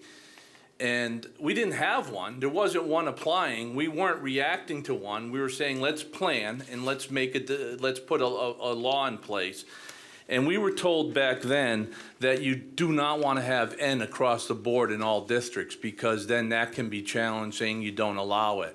And so if you look at adult entertainment in the Leominster zoning, what happened was you allow it under the most restrictive. In this case, in the case of adult entertainment, it's under commercial, under special permit of the city council.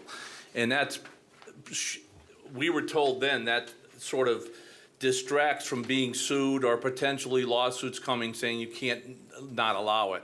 So in my view, the city council should get opinion from Copman and Page and say, hey, can we do N across the board? If we can, then I would say support that petition to do N across the board, and that be the default.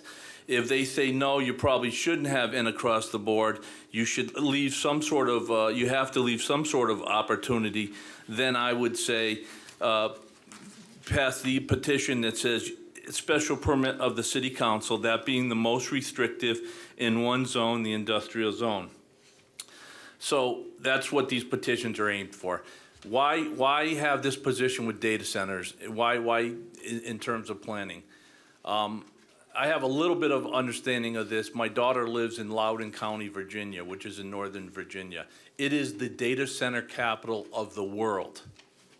These are the deepest, most powerful pockets than you can ever imagine. And I have learned through her experience what these guys bring to bear when they come in. You want to be ready when that happens. And quite frankly, I can give examples of pretty powerful developers who have come in the city, whether it be Walmart, that developed Walmart and gutted the mixed-use zoning that was in place at that time, or the latest situation in North Leominster where I live, where the zoning was modified to allow by right a mega complex of well over 1,000 units. I think people want planning. They want things in place, protections in place. This does not mean don't do your homework. This does not mean, never gonna happen, because we know there's a process. If somebody wants a data center and they can make their case, they can come down here, submit a petition, modify the table of uses, and we go through the normal process that we all know. So I don't see this as controversial. I just see this as good planning. It sees us as getting a definition in place, and it sees us as just making sure that somebody doesn't come in, it gets interpreted as an office use allowed by right, and then you have nowhere to go. And what do you want? So there's things you want to have leverage as a city. For example, data centers use enormous amounts of water for cooling. It's lost in evaporation. One of the things that can happen is you can force gray water cooling. It's expensive, they don't want to do it. If it's allowed by right, then you have no leverage. So that's one, it just puts a city in a much stronger position if we were to even consider it. The other thing is electricity. They're enormous consumers of electricity. And I don't believe, by the way, I agree with the mayor when he put a comment, I don't believe anybody's imminent coming here. I just think this is about being, proactive. What happens is these guys come in and the power companies love them because all night long they're drawing mega power. And even though our power today is probably too expensive for data centers, they get huge breaks from the power company.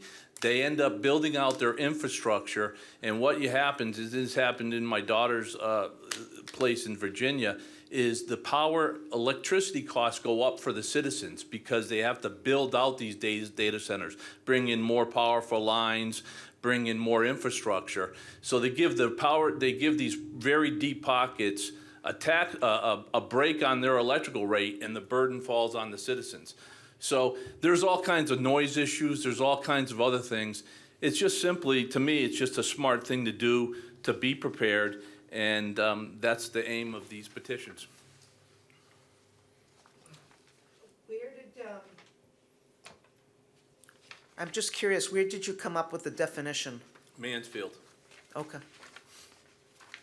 And where, I'm They've just been curious. successful. I think they were the first in Massachusetts to have something. And is it, do they allow it at all in Mansfield? I think they have, I don't think and across the board works, so I think Mansfield, I don't know, I'm not 100% sure, but I think Mansfield has a similar thing where they got a very restrictive allowance by special permit. Okay.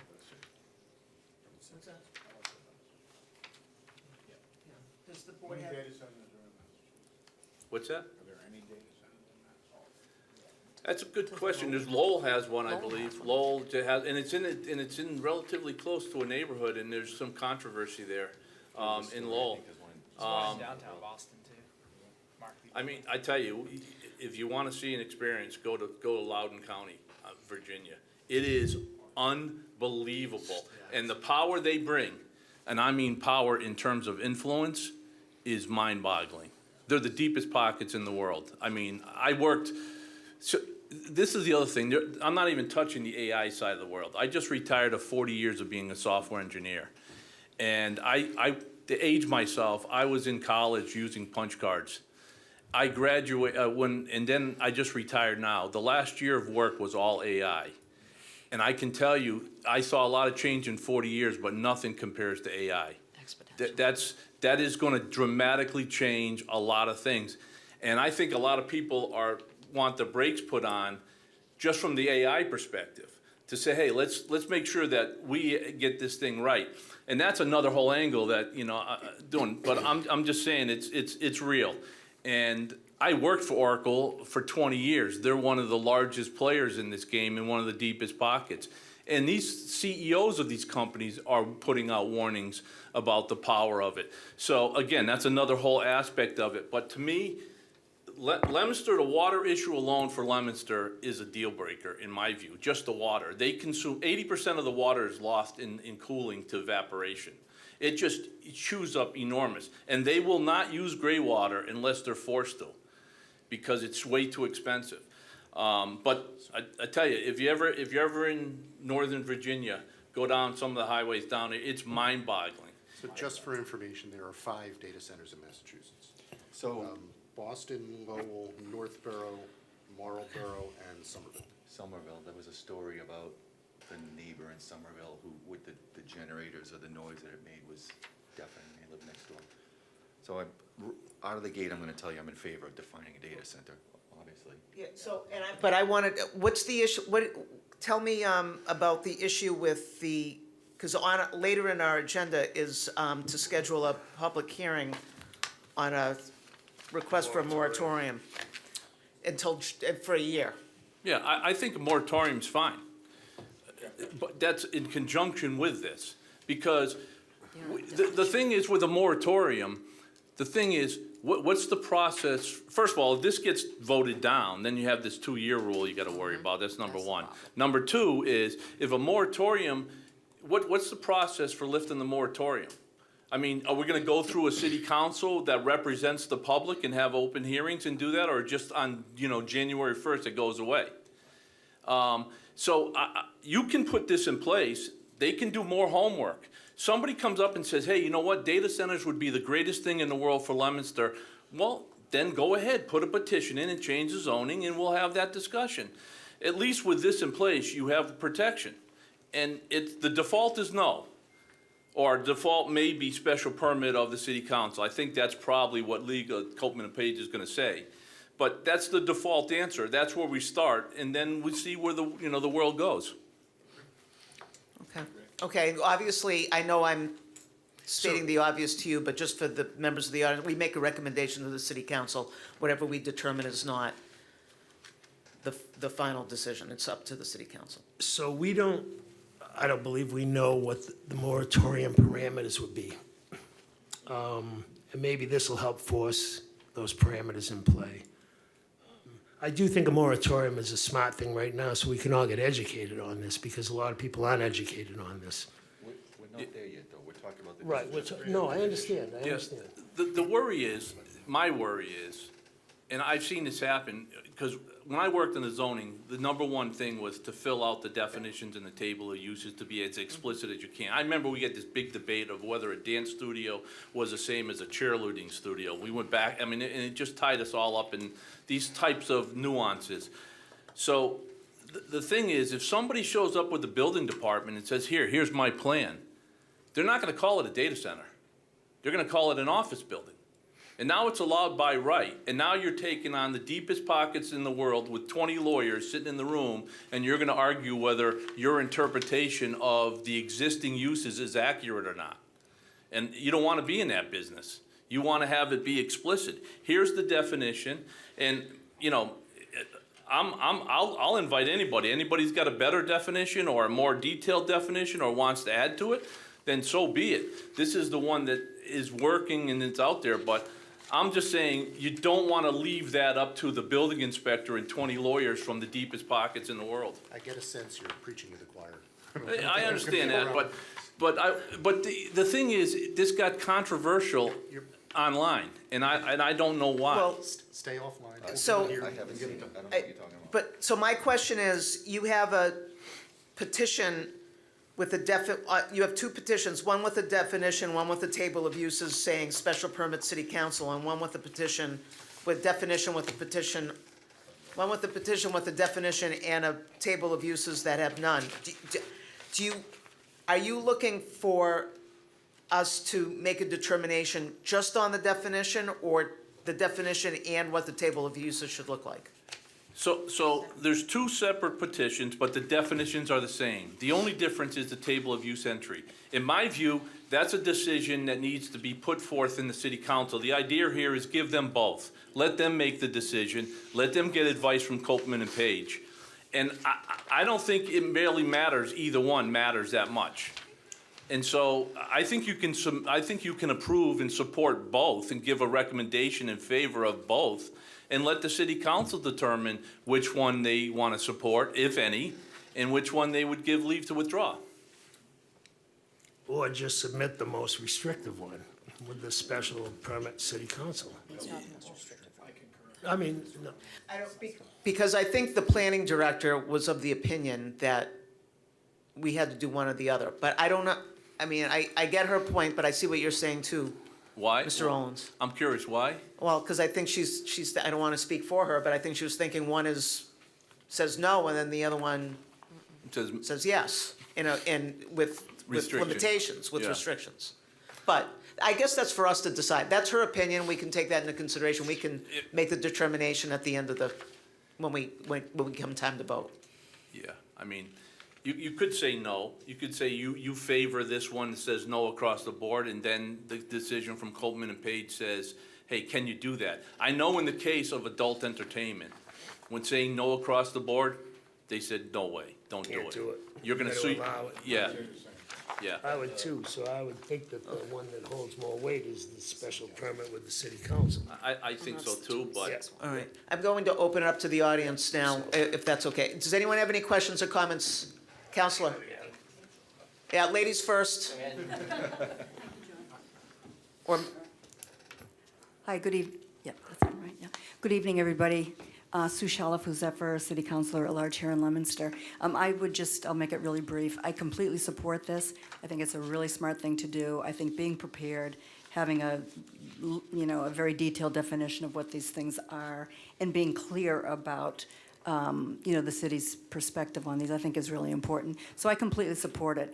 And I think, I think from my perspective, whatever Copman and Page agrees to, if you can't say no across the board, okay, we'll take the special permit by city council in a very limited way. So that's my position, and I really hope all of you support this. Thank you. So just to clarify, if I could, you would suggest we vote yes on both rather than choose one? I think so, because it's really, It's a recommendation. it's a recommendation, right, to the city council, and it really depends on what the city's legal, As the audience. As the audience that the recommendation is going to. okay, right. Preferences to. I think to have both, and then we would run it by Copman and Page, and we would concur with whatever they tell us. We'll hold up. Okay, great. Thank you. Mr. Souza? Thanks, Sue. I have to repeat my name and address. Number one, I agree with the no, you can't do the no's. We've had enough Copeland and Page on that. We have to remember that the planning board is the board of permitted uses. So when we do something that we have to come up with something, what is a data center? The definition, we probably can talk all night long about a definition. I worked for Digital. I was right here in town, I had a small building, okay? Today it'd be classified as a data center with the number of computers that we had operating in there. It was more than 25% of the building. So I think we have to be cautious. If we turn it down, and you have to make a recommendation to the city council that really something, I'm not saying something should be done, I think it should be done. But we have to be careful on what we do. Number one is permitted uses, and number two is the definition can be all encompassing. When I started, I don't know if anybody remembers, the first computer system was built on a 7-story building at Harvard, and they had no heat because the computers put out so much heat those days, all the tubes that they used. So, and we've come a long way from that. How do we define it? So, if they want to do a moratorium, I think a moratorium has to be done with a definite, not just that we're not going to stop it. Let's come up with something definite and not something just off the cuff. And that's, I think we should, and when we have to, planning board has to make a recommendation, or make no recommendation to the city council. So that's what you got to look at. Thank you, John. Thank you, Mr. Souza. Does anyone else have any questions or comments? Eladia Romero, I'm actually the Ward 1 City Councilor, and I want to thank you all for being proactive on this, and I do agree that having a definition is necessary. I just wanted to kind of elaborate, and I appreciate you, Mr. Rollins, sharing Mansfield as an example, because just a quick search showed how they have tiers. They've defined like tier 1, tier 2, and tier 3, and then they actually, the special permit by city council is required for the tier 1, but tier 2 and tier 3 are not permitted. And the tier 1 is for small data centers. So the reason I bring that up is just because, again, as we're defining data centers, I'm wondering, as you said, you'd be open and amenable to potentially like amending some of this language. If it's possible to look at that tiering perhaps and identifying that, because then again, even if we're gonna have special permit required by city council, it's still restrictive to a specific type of data center, which is this, I think, the smallest one possible, if in fact we had to have one, but also excluding 2 and 3. So I'm just putting that out as a suggestion. I think that's a great suggestion because, I mean, the problem here is having them grow and be uncontrollable and doing whatever they want and size of no limit. And with the tiering, I mean, I think the tiering is a good thing. And that should be part of the definition as well. Yeah, the tiering, the tiering is based on the kilowatt hours of Right. usage. Yep. And they have a multi-tiered system. The problem with zoning, in my opinion, is you're gonna complicate the daylights out of this thing, and then it becomes an excuse to get nothing done. Yep. And I'm worried about that, because I read that tiering structure, and I read, it's complicated, and sure, you know, first of all, the city council can do whatever they want. They can amend it however they want. They're in control of it. It's their vote. They're modifying it. They need it. But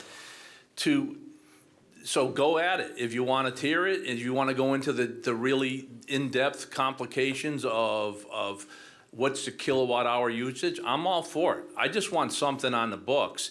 And this, by the way, the idea that this is some willy-nilly or, you know, quick, this is a serious definition that went through a lot of scrutiny in you know, one of the leaders of this thing. So this is not some willy-nilly half-baked definition. So I just look for simplicity, for something that gets passed. If you want to make it more complex, have at it. But my experience with zoning is you can lose the you know, the whole thing, because it gets bogged down in the weeds. If there are no other speakers. I think we had someone else who wanted to speak. Did you want to speak, ma'am?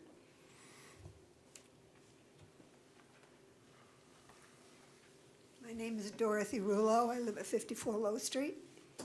And I don't know what is the right thing to do here. I don't know if Mr. Rowlands is right or everybody else is right about that, but I think that definition starts the beginning of something that could happen here. And I do not want any data center in my city, in my town. What you're looking at is air, water, noise, all kinds of pollution. Not only that, but they use fossil fuels.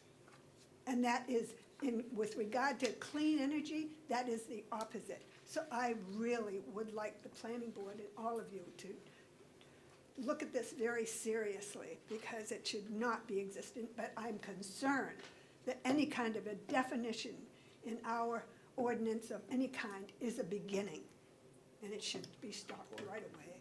Maybe they're right. Good luck. Thank you. All right, I move we We have another speaker. Oh, sorry.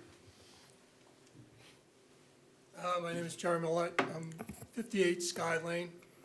To answer one of your questions, Holyoke just denied a data center, voted it down 9-4, June 2026. They came into the city of Holyoke with $200 million to put up a data center. And then the city itself, the residents, all were up in arms about it and fought back against it, and the council voted it down unanimously. So it does happen, and it could happen here, just like it does everywhere else. Now, Worcester County, if you talk to any of the water departments, we've been in a drought for several years, not just one or two, but for several years. And to bring on a data center in any one of these locations within Worcester County would cause complete trouble. And as far as being brought up to speed, and I know Mr. Rollins spoke about Virginia, the Assembly in Virginia, the Independent Legislation Oversight Agency, created a report, and it's under, the acronym is JLARC Report 598, and that has everything to do with data centers. And so even the smallest data center they looked at to the largest. The smallest data centers use 18, I think it's 18 megawatts, which is the equivalent of 4,500 homes, 60 large office buildings, or a mid-sized automobile assembly plant. And that's just for a small data center. And that doesn't even include, as they were saying, about the water. So as far as definitions being tossed around and so forth, I just think it has to be clear, it has to be strict, and as I'm with the speaker that was before me, that it should just be a straight no across the board. There's just no reason for it. I move we make a positive recommendation to the city council. We have to close the hearing. Oh, sorry. Do I have anyone else who wants to speak? I move to We close have, keeping in mind, we have a whole bunch of other things going on. Haley Brady, 200 Harvard Street. Super quick. Just wanted to raise a point because it kind of relates to some later matters in there. Special permit through city council at least keeps everything above board, public, transparent. A lot of, city councils, planning boards have been getting a lot of heat because they feel things are done, behind their backs, residents don't know. As long as it's zoning's on the book, they have to put a petition forward, they gotta go to city council. It keeps everything transparent and nobody gets mad at any of the city boards. Thank you. Anyone else have any questions or comments? Second. Oh, we have two, so which one? City Council Petition 6426. Motion made to close 6426. All those, do I second? Jason? Second, All yeah. those in favor? Aye. All those opposed? And now I move to close City Council Petition 6726, public hearing. Second. Motion made by Paul, second by Jason. All those in favor? Aye. All those opposed, motion carries. 6:50, public hearing. City Council Petition 65-26, Donna Millette and other citizens request to amend Article 3, Section 2217, underlying table of uses to replace the entry of apartment multi-family dwelling under District MU2 to read Special Permit, City Council, amend the table of dimensional regulations, Article 7, Section 22-40.3, Article 4, Section 28.4, Article 4, Section 28.5.1, buffer for MU2.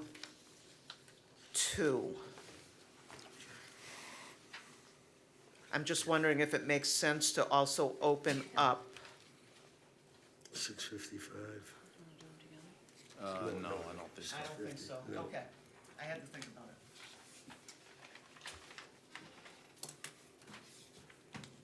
Okay, whenever you're ready, petitioners. Okay, so, the previous petition that was put forth by these group, was to roll back the zoning prior to the changes that were made on January 13th with regard to the MU2 district. That was the long discussion, which we're all familiar with, where the developer submitted his changes to the Housing Committee. The consultant from the Housing Committee put it on his letterhead and made the changes. So the petition that was submitted rolled back those changes, and it went before the city council. And there was support before the city council that said they supported that petition except for a couple items. One of those items was that only retail was allowed on the first floor. And that was one of the items that caused a couple of city councilors to have angst. Another item on there was the requirement that the non-residential had to be completed before you could start the residential. So those 2 points were the biggest concern raised by at least 2, if not 3, of the city councilors. So this petition removes those 2 points and modifies the zoning in the other areas where there seemed to be support.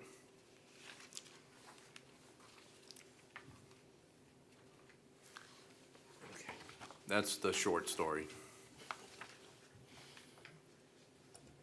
Does the planning board have any questions or comments for the petitioners?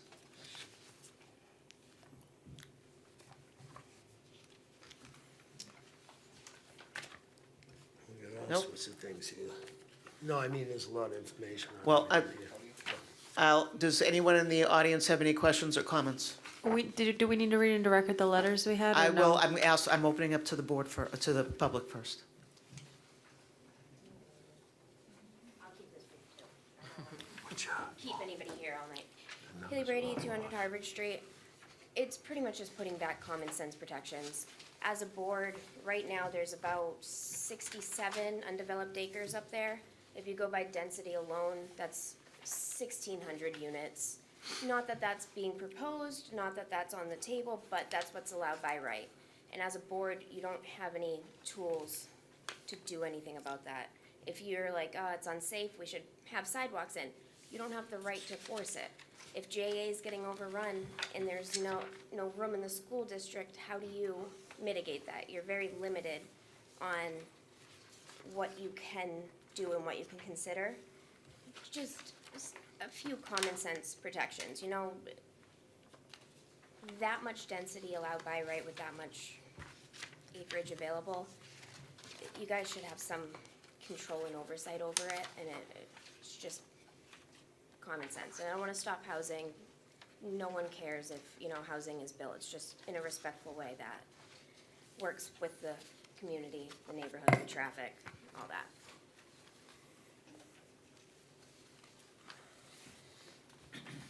Yes, Counselor. Hi, Sue Shalafo, Zephyr City Council here at large. I absolutely support this.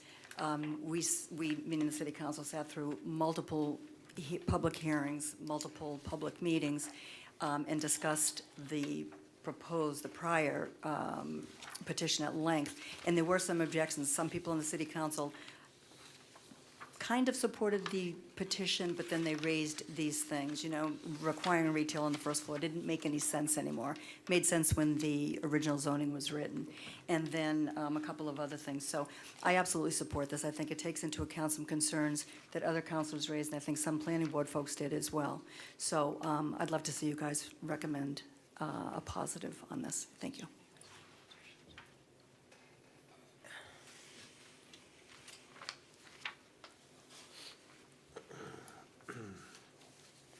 Mr. Souza. I just can't stay away from this. First, I think this falls under the two years. I'd like to question the board, because this came up, and I believe that there's their rule, that if you have a petition that's substantially the same, you can't do anything for 2 years. You don't want to check on that. Second part, when I looked at it, I'm not sure if this is the right one I'm looking at, but the chart that came in actually came in with 2,000 square feet per unit, which actually increases the density substantially from where we are today, which is at 29. So it actually, the way it was written and submitted to us, submitted to the plan, there's an error there of, it says 2,000. I don't think 2,000 is right. Thank you, Mr. Souza.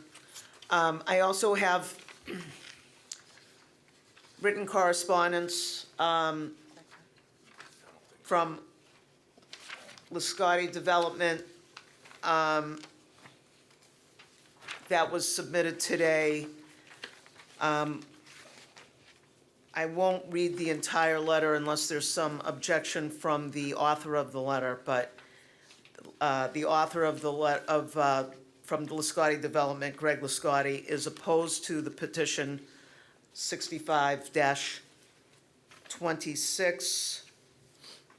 Goulston and Stores, who represents Greg Lascotti and Lascotti Development, wrote a written correspondence on his behalf, also opposing petition 65-26. And these are obviously open for the public. There's also written correspondence from Myrick O'Connell representing WP East Acquisitions, an affiliate of Woods Partners, the developer at Orchard Hill Park, also opposing petition 65-26. Do I have anyone else who has any questions or comments? Yes.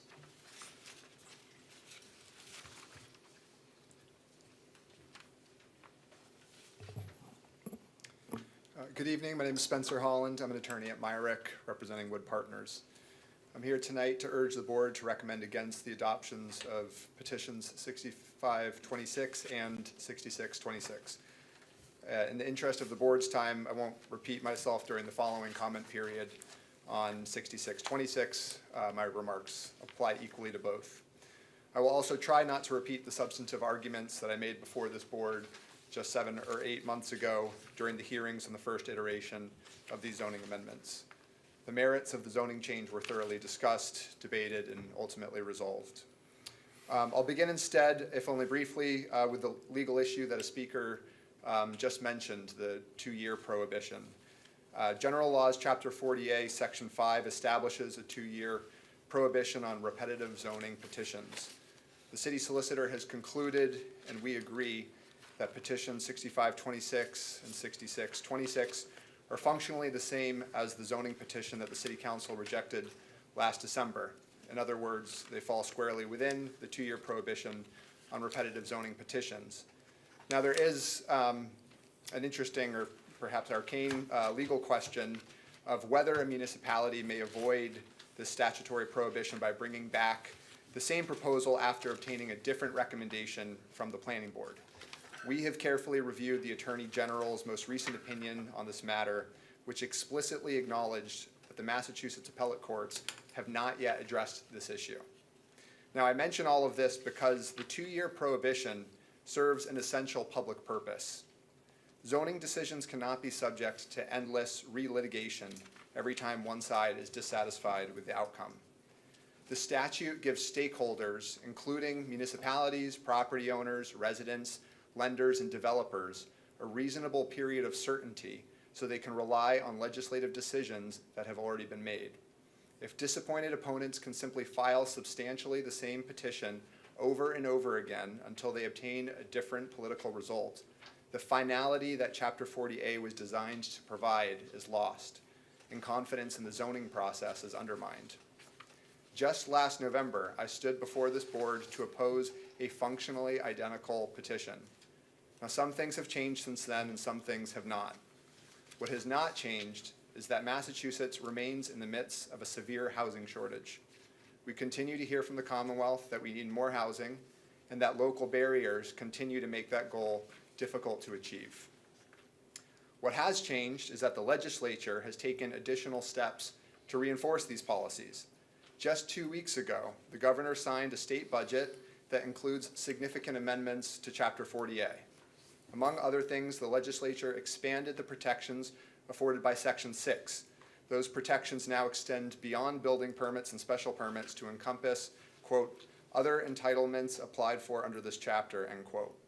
And there are several other housing-oriented changes in the state budget, and these are not merely technical ones. They reflect a clear legislative judgment that applicants who proceed in good faith under existing zoning deserve greater certainty, not less.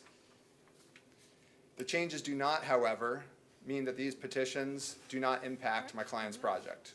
Even if adopted, they would immediately render this project non-conforming before a shovel is ever put in the ground. From that point forward, even modest changes that might otherwise be addressed administratively could require additional discretionary approvals and findings. That is an unnecessary burden created solely by an effort to change the rules after the project has already been approved.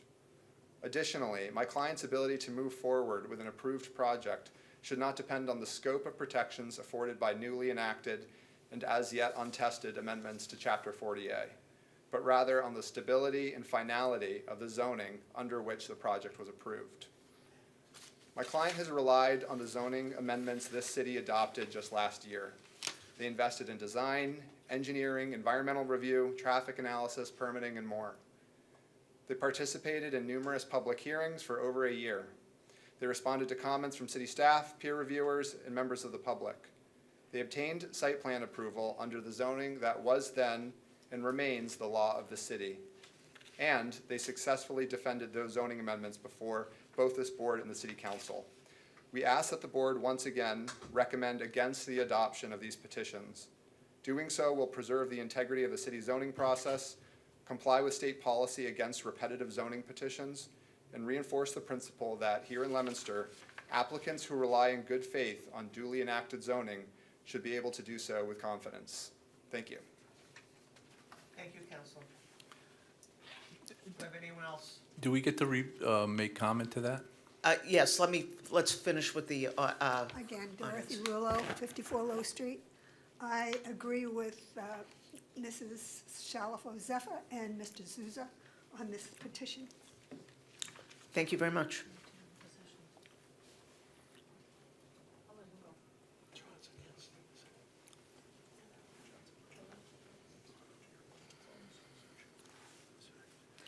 Counselor, go ahead. Good evening, Good Madam evening. Clerk, members of the board. My name's Patrick Gallagher. I'm here with Goulston and Stores on behalf of Greg Lascotti and Lascotti Development. My client is opposed to this petition, which is the petitioner's second attempt at undoing zoning that was adopted just 17 months ago following a comprehensive multi-year public process. The zoning changes, which were adopted in February of 2025, enable much-needed multifamily housing in Leominster within a zoning district that is particularly suited to more intensive uses. As the Housing Committee, this board, and the City Council all concluded, the MU2 zone is the appropriate place to permit multifamily housing by right. By right does not mean no oversight. Even with an as-of-right use, site plan review remains and provides for a robust pathway for reviewing these projects. Zoning works best when it is the result of this type of comprehensive public process. Zoning amendments that are the result of multi-year coordinated planning efforts should provide owners, developers, tenants, and neighboring landowners with predictability and stability. Instead, the petitioners seek to undermine that process, and in so doing, send the wrong message to companies that desire to invest in Leominster. We urge you to reaffirm the outcome of that comprehensive planning effort by issuing a recommendation against this petition. Thank you. Thank you, Counselor. Counselor Shalfo.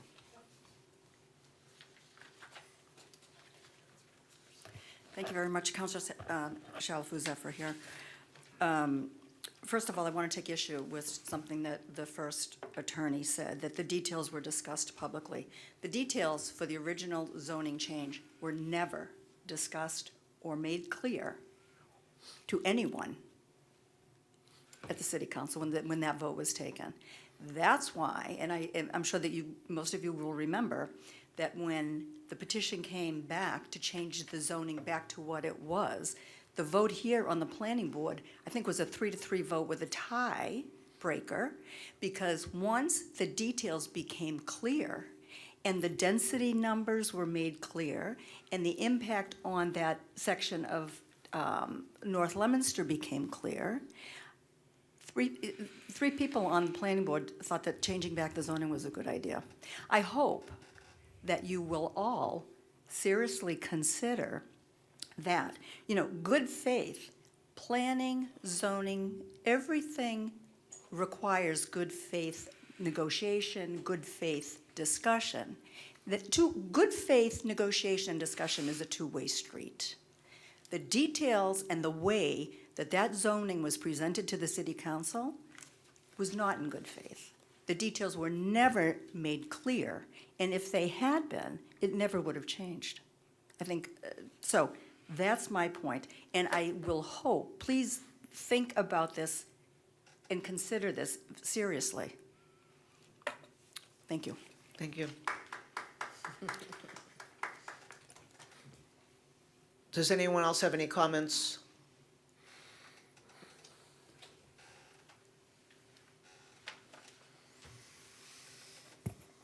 Do I have to introduce myself again? Jerry Millett, 58 Sky Lane. As far as the petition, it's not the same petition. It's a different petition. And I won't go through the whole hassle of getting into the weeds about it, but it's a different petition, regardless of what they say. As far as by right, and the last attorney spoke about, or the attorney before him, spoke about working with the residents and so forth, and being a part of the process, or whatever he broke it down to.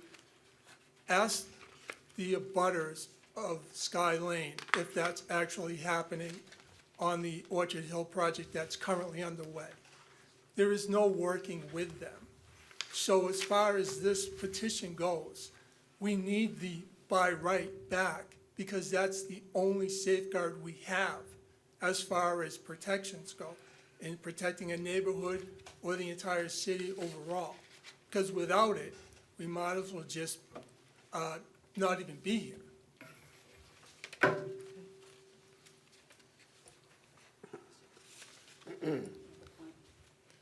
I just want to pardon me. I just want to make sure that people understand that returning the zoning to what it was prior with these changes in it does not mean that multifamily housing and apartments cannot go in there. What it will reinstate are reasonable buffer zones, reasonable protections for the wetlands that are all over that property. So housing can be built. There will be the protections that were in there previously that will help with buffer zones in terms of the neighborhood, and also will protect some of the wildlife and some of the vernal pools and some of the other things that are up there. So housing can proceed. Nobody's saying no housing. We all know that housing is desperately needed in this city. So I just want to make that really clear. Thank you.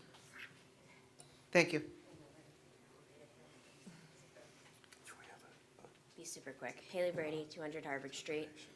When they're talking about non-conforming use, the project's already going through. They're already putting the 300 units.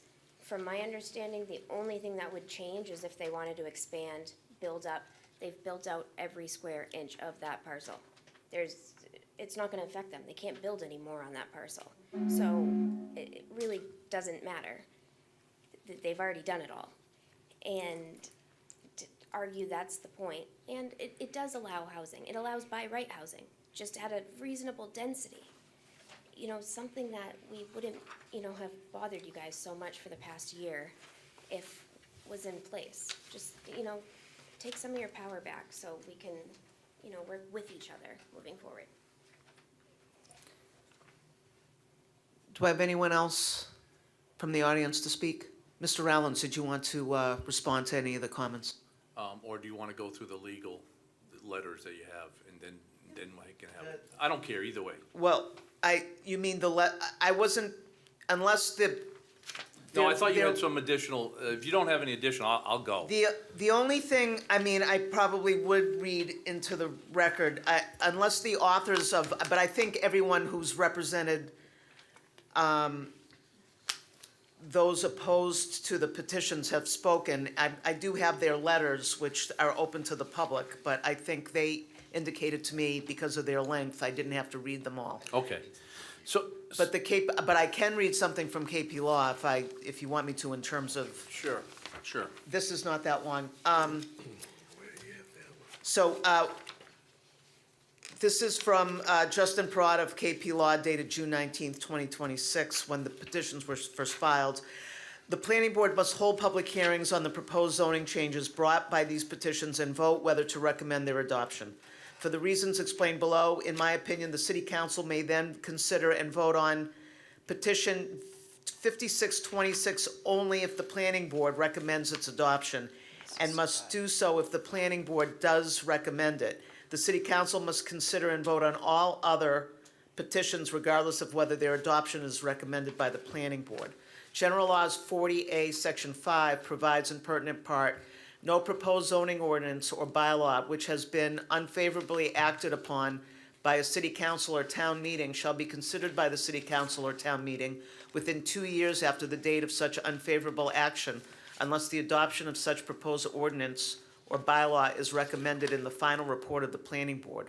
The appeals court held that Chapter 48, Section 5 applies to such repetitive petitions if, quote, if they, quote, share the same fundamental or essential character with little substantive differences. He cites Penn versus Town of Barnstable from 2019.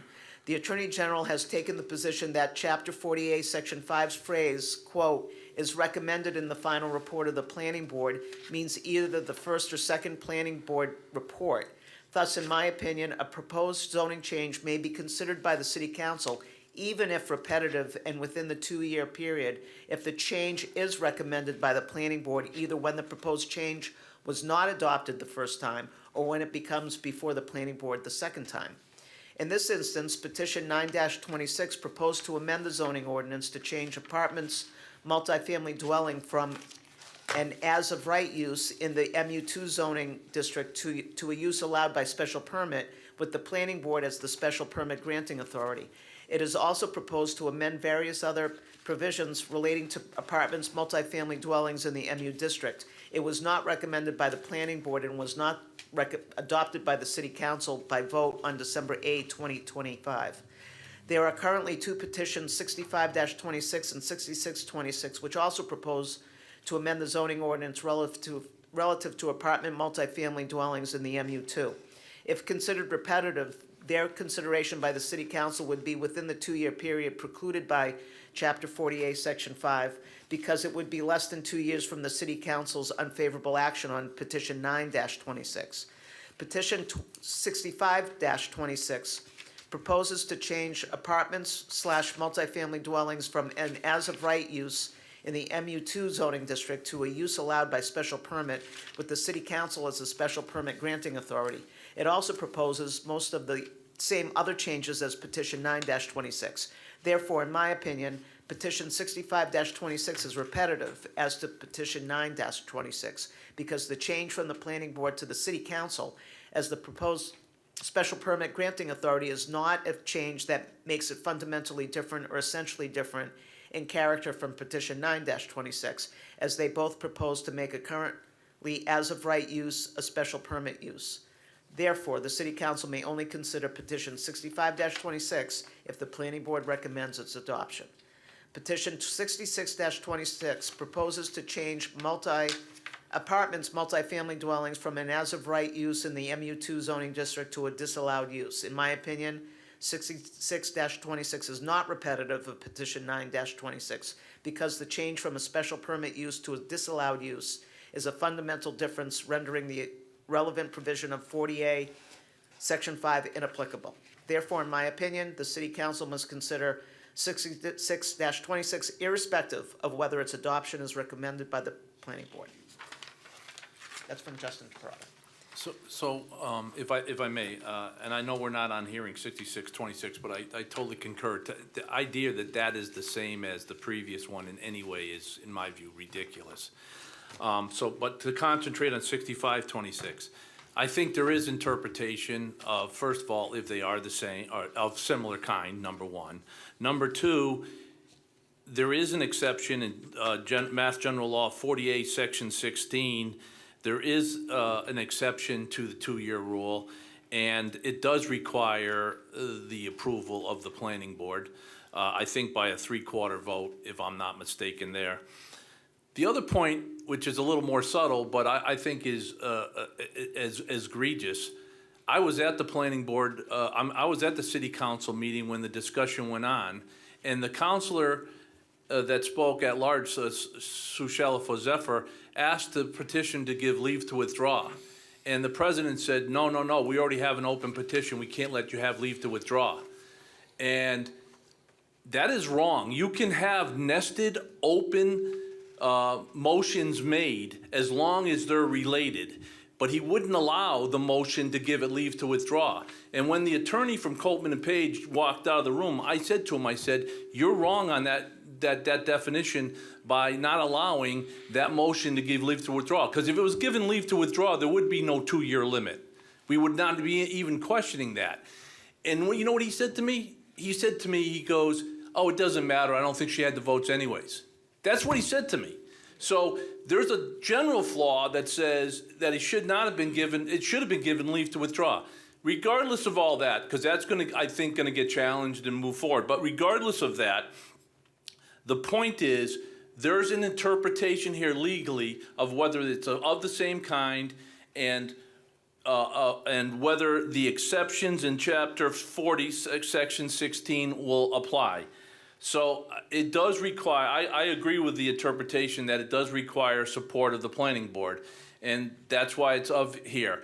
And I will make, again, a reminder here that 2 city councilors who would have made a difference in the vote count said they wanted to do something, because anybody who watched the January 13th meeting where the decision of the zoning was changed knows that it wasn't done in good faith. The guys that sat in the library room and made the zoning changes and transferred Mr. Lascotti's wish list over to the consultant letterhead, and he presented it down here but didn't show up.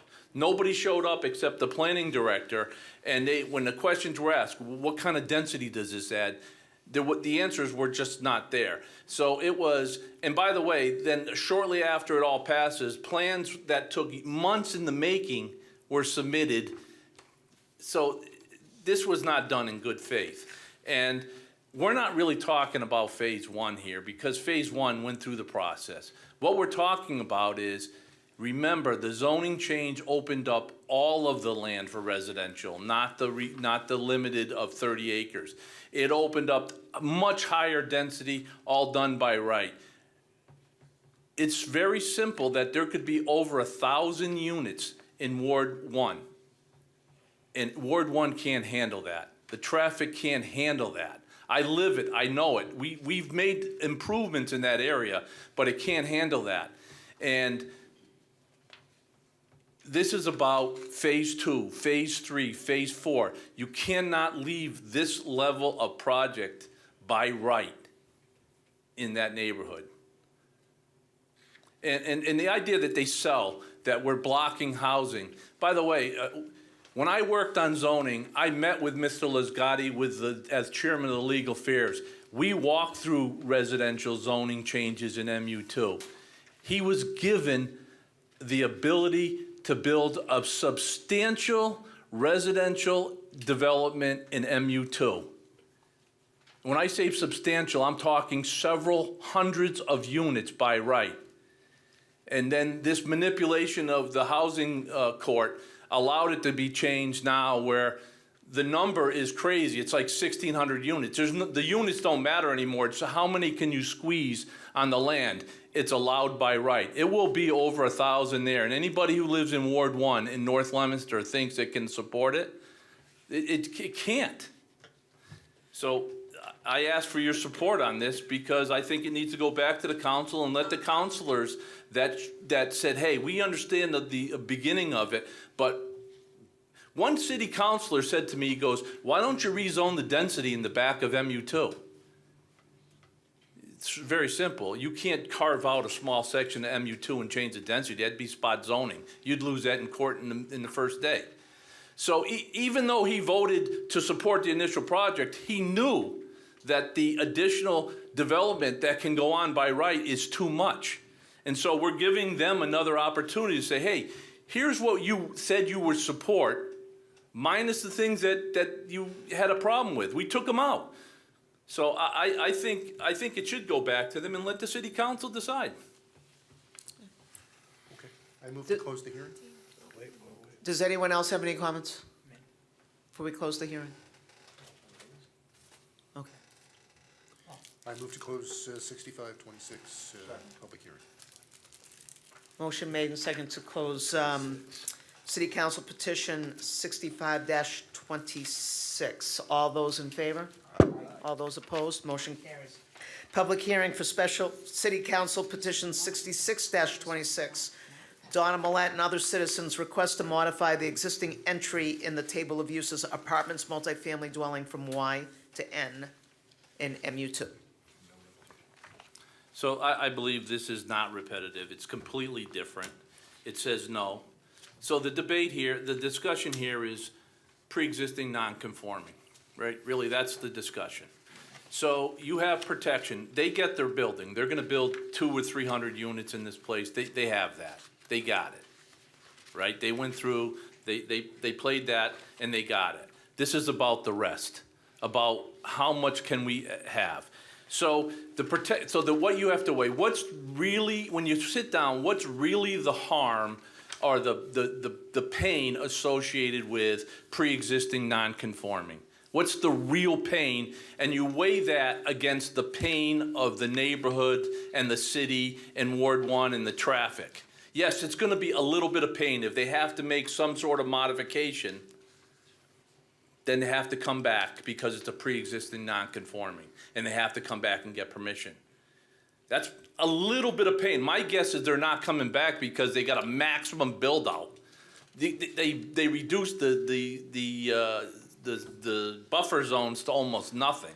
They got a maximum build out. So I doubt they're gonna even come back. But if they do, yes, there's a little bit of burden. But the gain to this is that we have some sort of protection in phase 2, 3, 4. We stop it at 300 units. We stop this project and say, you got your housing, you got your multifamily. Leominster, North Leominster is doing its part for the housing shortage, but enough is enough.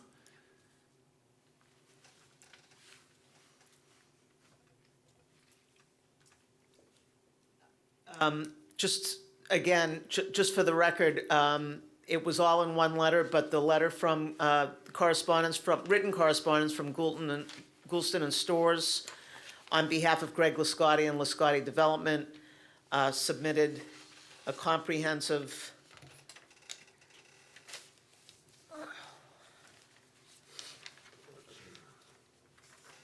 four-page letter opposing petition 66-26 in addition to 65-26.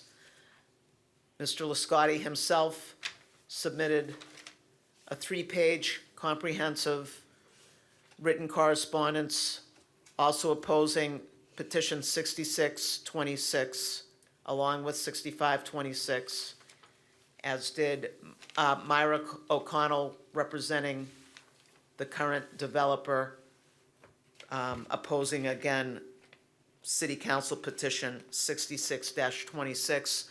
I know that Attorney Holland spoke in opposition to 66-26 during the public hearing of 65-26, just for the record, on petition 66-26. Do I have anyone else who'd like to speak either in favor of or opposed to this petition? Planning board members, do anyone have any questions or comments? Motion made by Paul to close the hearing. Do I have a second? Second by Tom. All those in favor? Motion carries. 7 o'clock, public hearing for City Council Petition 68-26. Donna Millette and other citizens request to modify the Leominster zoning ordinance with the precedents established in Chapter 40A, Section 5. Yeah, I think this one, again, is not controversial. I don't think there should be any objection to this. If you look at, I don't have it, let me see if I can find it. If you look at Mass General Law, so this is with regard to if a protest is filed, then, and which happened on this, you got to be a certain percentage owner of the property. If that person files a protest, then you go from a 2/3 vote of the city council to a 3/4 vote of the city council in order to pass that. And the wording of Leominster City Ordinance is almost identical to Mass General Law, Section 5. I mean, it's obvious it was taken from that, and it's word for word. I believe that the state Mass General Law has been modified such that you don't have to be a 50% owner of the land. You don't have to be 20% owner of the land. You have to be a 50% owner of the land, number one. And the other thing is it does require a 2/3 vote of the city council, not a 3/4 vote. So I believe Mass General Law takes precedence. And I think there's been a couple situations at the city council chamber where the local ordinance was referenced and the president said this requires 7 votes by Leominster City Ordinance, and that is wrong, because I believe the precedent's at the state level and it should only have required 6 votes. And so my point on this petition is to, number one, get legal clarity from Copen and Page as to which takes precedence. Does the city ordinance take precedence, or does the state ordinance take precedence? I believe the Mass General Law takes precedence. And based on that decision, decide what you want to do. If Mass General Law takes precedence, then our ordinances should be corrected to match what Mass General Law is, so we don't have this confusion again. If the city ordinance takes precedence, then the council should decide if they want to match what the state says or they want to keep it. But I believe the state law takes precedence, and we ought to modify our zoning to remove that confusion, because I believe votes that were taken were not done properly because they were done under the guidance that you needed 7 votes to pass, 3/4, and I don't believe that was accurate. Okay. Planning board, do you have any questions?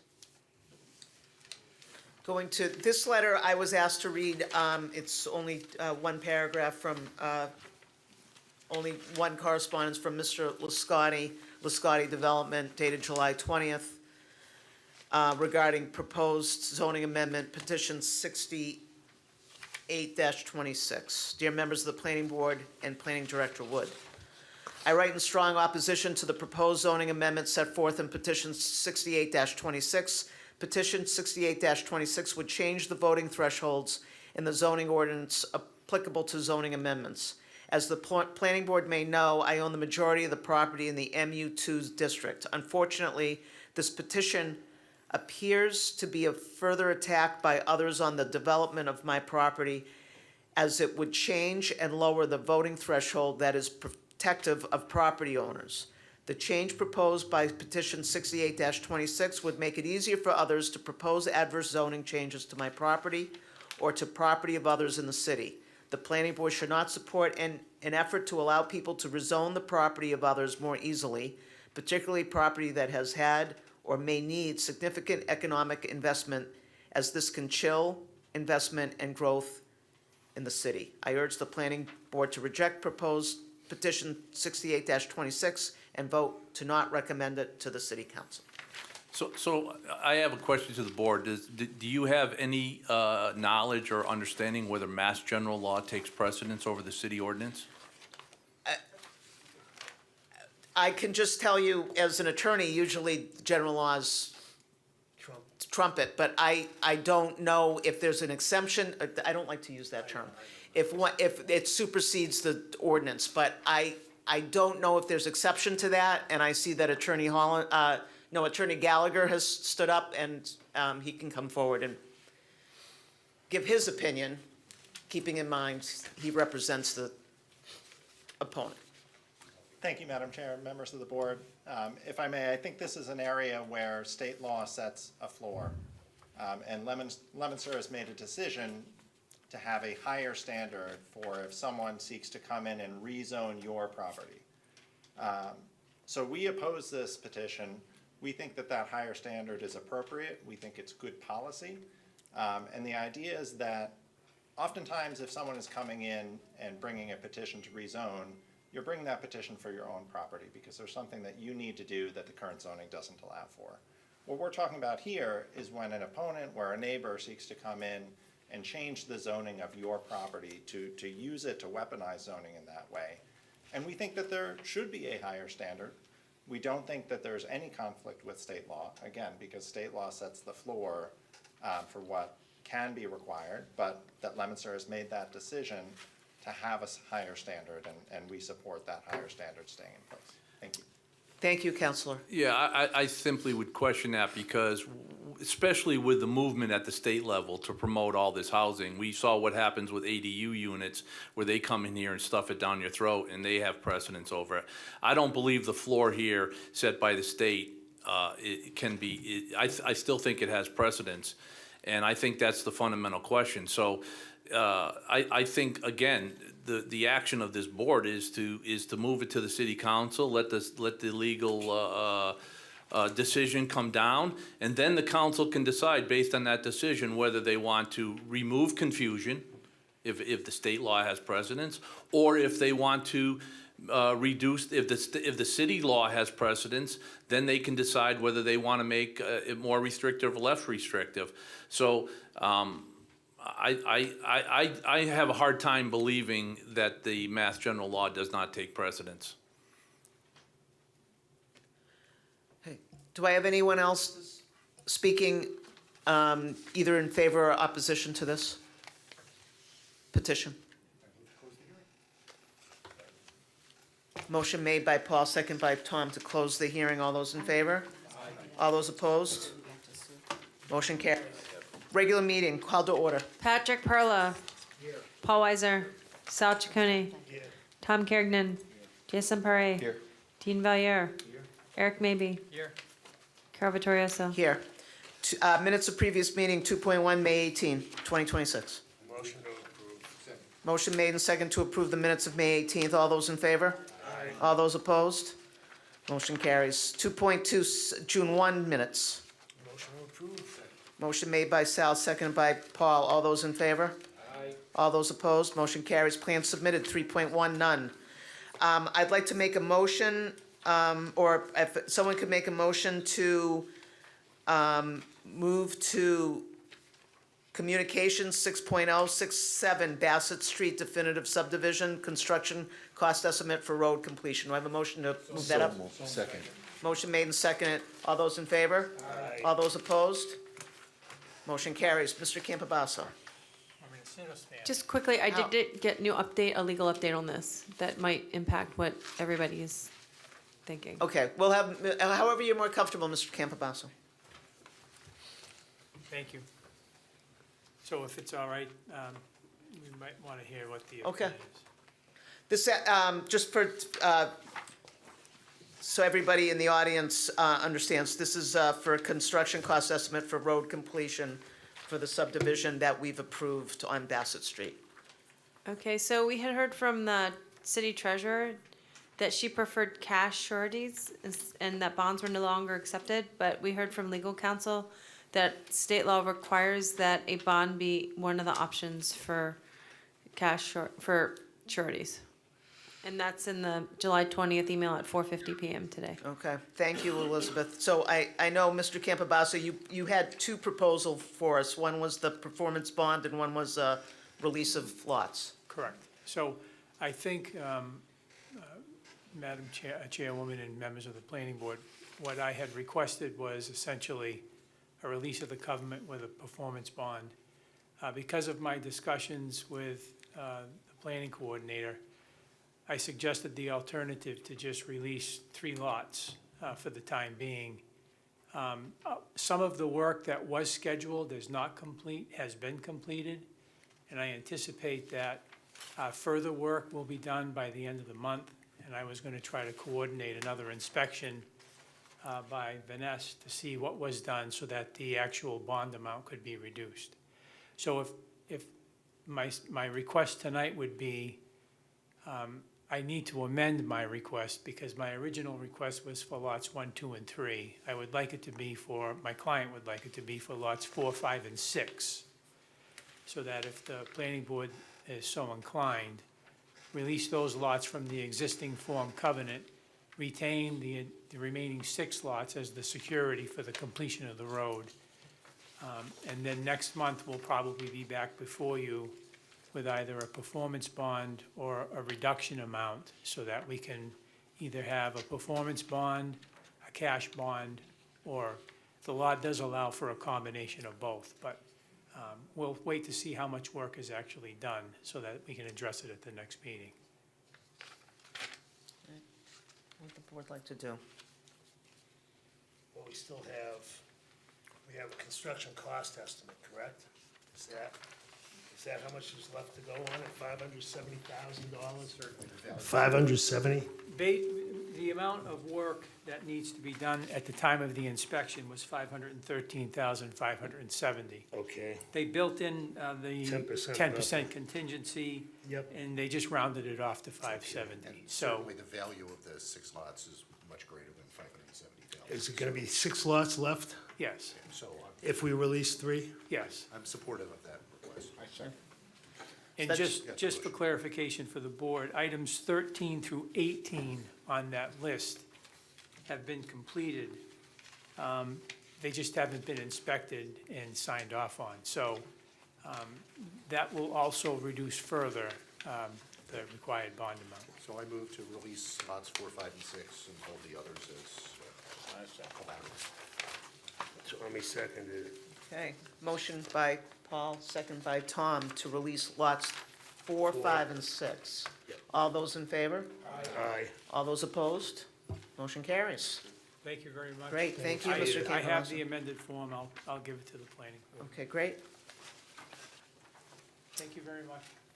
Thank you. We'll move back to new business 4.1, site plan application for 396 Main Street, map 239, parcel 8, multifamily residential. This has been continued to August 17th. Yep. Special permit for the use of multifamily, at 4.2, special permit for the use of multifamily application for 396 Continue. Main Street, continued to August 17th. 4.3, special permit for the use of 508R Main Street, map 232, parcel 9, auto body and collision repair. Make a motion to approve with all department head comments. Do you want a waiver Oh, we gotta do from the waivers. landscaping? What are the waivers? Yeah, let's do that Yeah, first. Let's do the waivers. Just one, just the one, Just the one, and that was, landscape. yeah, yeah. Make a motion to approve the waiver. Second. Motion made and second, motion by Sal, second by Pat to approve the waiver for landscape plan. All those in favor? Aye. All those opposed? Motion carries. And motion to approve the special permit for use for 508R Main Street with department head comments. Yep. Motion made and second to approve with all department head comments. Were there some that we didn't? No, I think that was on Main Street. That was the police comment on the traffic. Did you say study. outstanding department head comments? Okay, but there weren't any that we didn't disagree with? Okay, No, okay. no. So motion to approve with department head comments, yeah, and that was for a That's right. special permit Correct. For the use, yes. for the use, yes. All those in favor? All those opposed? Motion carries. City Council Petition 64-26, Donna Millette and other citizens request to modify Section 22-4 definitions by adding the definition of data center, along with a table of uses. It's the straight ends. Those were the straight ends, the first one? Okay. Motion made for a positive recommendation on the first of the two petitions. Paul, second by Tom. All those in favor? Aye. All those opposed? Motion carries. 4.5, City Council Petition 67-26, Donna Millette and other citizens request to include data centers to the same table of uses with a Yes. industrial city council special permit. Again, I move to make positive recommendations. A second. Motion made by Paul, second by Tom. All those in favor? Aye. All those opposed? Motion carries. City Council Petition 65-26, Donna Millette and other citizens request to amend Article 3, Section 2217, underlying table of uses to replace the entry of apartment multifamily dwelling under District MU2 to read special permit, City Council, Section 28.5.1, buffer for B, MU2. Planning boards make recommendations, City Council.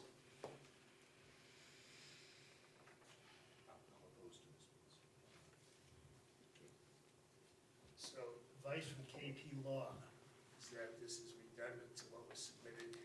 Yes, but that doesn't mean we can't act on it.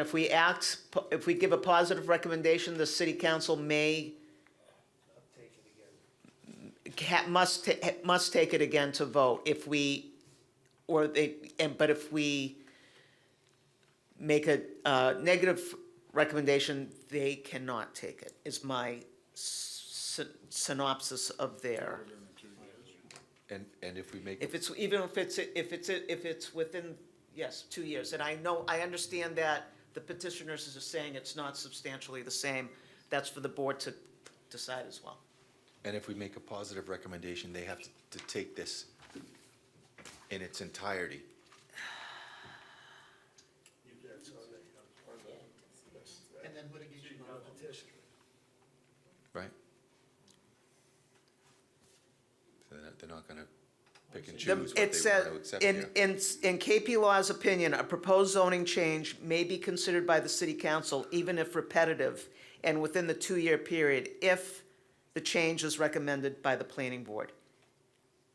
Either when the proposed change was not adopted the first time or when it comes before the planning board for the second time. So they may, they're using the term may consider it, but they cannot consider it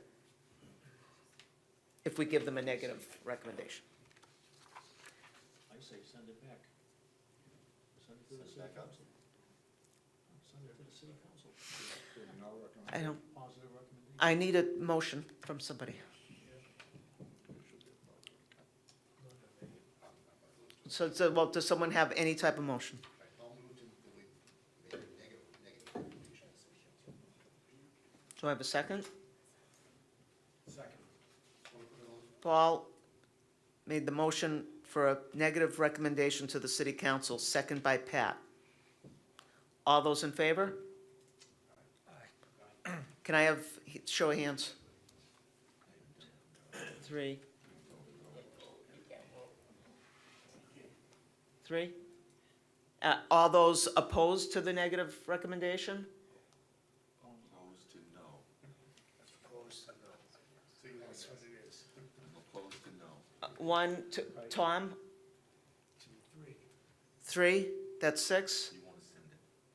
Yes. You want to send it back up to the city? No, Tom was a no. No, no, no. You're, all right. Is Eric, you voting? I did, yeah. How did you vote? I'm sorry. A no, yeah. A no to your no. A yes to. Oh, okay. That's 4 to 3. That's 4 to 3. Oh, you didn't vote? There's 8 of us. There's 8 of us. Oh, you gotta vote. I'm gonna vote right Okay. All right, I have a negative recommendation to the city council. I have Paul, I have Pat, I have Eric, So that's for the negative recommendation and don't. I have, and I have Jason and Dean. Okay, You know, I'm not bowing out of this one, but I was on medical leave from December through probably mid-April, end of April. And I wasn't privy to the conversations in the first part of this at all, or the zoning change, or having anything to do with the process. I think a lot of people know how I feel anyway, but I have to recluse myself based on not being involved in any of the front end of this. Eric's on the, well, that's not for me to do. okay. All right. I wasn't Well, here. I vote, I'm voting in favor of Negative. Paul's recommendation, which makes it 5 to 2. I mean, even if I voted against it, it'd be 4 to 3, without Sal's vote.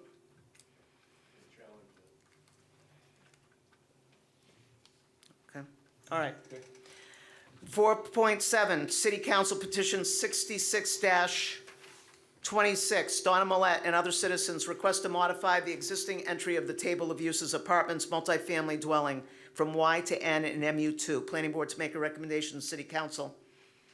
This is, I'll again make a motion for a negative recommendation. Second. motion made, second. All those in favor? Aye. 4.8, City Council Petition 68-26, Donna Millette and other citizens request to modify the Leominster zoning ordinance with the precedents established in Chapter 40A of the Mass General Laws, Section 5, Planning Board to make a recommendation to the City Council. Now, this one there is a legitimate question of law that I don't know how to answer. Whether the city council can or can't. Mr. Rollins was Mass correct, general it is the law. state law. So, I looked it up. Well, I know it's the state law, but I know, so I- the question is, If we have a more again, the state restrictive. law could be the minimum, I think we should get some clarification. so I don't know the answer to I that. don't know how to. well, we closed the hearing. I have no problem recommending, Negative. positive recommendation to the city council and letting them Letting them figure it out. deal with the particulars. Is that your motion? Yes. Do I have a second? I'll second it. So what is a yes vote here? To recommend approval to the City Council. Let the city council And then- decide what the, Right. what. Let them figure out. I'll do that. Okay, motion, Pat, second by Eric. Or Dean, I think it was Eric. I got Eric's first. All those in favor? Aye. All those opposed? Aye. So it's 5-2. Or 6-2. 5.0, old business, 5.1, site plan application for 321 Litchfields, two-family residential dwelling. We've continued this to August 17th. Yes. Under Communications, City Council Petition 2-27, Claire Frieda, Counselor at Large, requests that the City Council adopt a temporary moratorium for battery storage systems. The moratorium would be in effect starting upon adoption of the Leominster City Council. Moratorium will take place until July 31st, 2027. It's a public information I meeting. thought, was withdrawn. it was withdrawn, but I'll read it. But let's do 6.2. We'll schedule this for So August 6.1 was 17th. withdrawn? Yes, I'll read it. I'll put it in the record in a minute. I went to 6.2. Yep. Does anyone have a motion to schedule this? August 17th at 6:40? Yes. Second. Motion made and seconded to schedule the city council petition on August 17th. All those in favor? Aye. All those opposed? Motion carries. Let me go back to 6.1. City Council Petition 2126, 21 Jungle Road. 21 Jungle Road LLC and citizens are proposing to amend the zoning ordinance to create the Jungle Road Overlay District, include table of uses, planning board to schedule for public hearing. We've received a letter from Attorney Dombrowski asking that that be withdrawn without prejudice. I can't find the letter, but that's what it said. I saw it somewhere. Here it is. Thanks, Paul. To the city clerk, I've been instructed by the petitioner to submit this request to be heard before the city council, seeking to withdraw petition 61-26 without prejudice. Can you please place this matter on the next available agenda for the Leominster City Council? Thank you for your anticipated cooperation. Very truly yours, not Attorney Dombrowski, Attorney Avini, dated July 15th, 2026. So that's been withdrawn. 6.3, City Council Petition 3-27, Claire Frieda, Counselor at Large, requests that the City Council enact a temporary moratorium on the application to build new data centers. The moratorium will be in effect starting upon adoption by the Leominster City Council. The moratorium will be in effect and in place until July 31, 2027. Schedule a public hearing. So August 17th at 6:45? Sure, Good. that works. All right, motion by Paul. Second? Do I have a second? Second by Pat. All those in favor? Motion carries. 6.4, one-stop grant, impacts and infrastructure, 2 grants, Massachusetts Regional Planning Commission, to update the board. All right, they were unable to make it tonight, but they did provide 2 memos, which I believe are in your packets. And then we're gonna hear in October if we get it or not, and then we'll get the money in November if we get it. Excellent. Anyone have any questions about that? Okay, 6.5, Building Inspector Peter Nile requests that the planning board submit a petition to the city council on his behalf to amend the table of dimensional regulations for minimum lot areas for residential B and residential C zones. Planning board to review and make a recommendation to the director, our director, to petition the city council for these proposed changes if applicable. Just a quick note, I asked the building commissioner if he was available tonight, he wasn't. He's also checking his schedule for August 17th and September 21st to see if he could possibly make one of those meetings. Well, let's push it to the 21st. Perhaps we can have a unit amount. Since Yeah, that's I an mean- issue as well, if we're gonna do Let's- that, we might as well do both. Well, he can come in he can come in, but And give us maybe his he'll convince me, dimensions. but I don't like his request, to be I don't quite either. honest. He should be I think it's proposing- reactionary, Yep. I don't want to schedule. and I think it's going to blow up the whole, the entire dimensional requirements, because we can't just change one section of it. And I think it's pretty clear, and it was written a way that it was written for a reason. But if you want to, it's up to the board. If you want to, I think we should have them come in and explain it before we schedule it. 'cause Yeah, or even, yeah. okay. So find out which meeting he can Just- come to, I'll give him the rest of the year and Just see he what can he come can whenever he wants, wants, but and we'll put it have on him the, speak to his petition. under right. communications. It's up to you, Elizabeth. If we're gonna do anything, we should change the thing about landscape architects. I can't remember any I know. proposal we've actually done. I know. We waive every proposal. I was gonna suggest that maybe they all get their architectural design license so that we don't have to. They can stamp it themselves. Yeah. We get that on the agenda for, We'll just leave it, for Peter Nile, for what? oh, the. No, we have too much on the agenda as it is. 6.6, 68 Liberty Street definitive subdivision, quarterly constructions update request by the requested by the planning board. All right, Chris Anderson told me he had to leave for the night. He did supply Don't blame some him. photographs. I'll start one here. And Oh, he's just giving us an update? it was just an update, yeah. To pause? Right. So they can change it if they want. It's coming along, he said, and I got an email. Let me see if my email will open. What is that?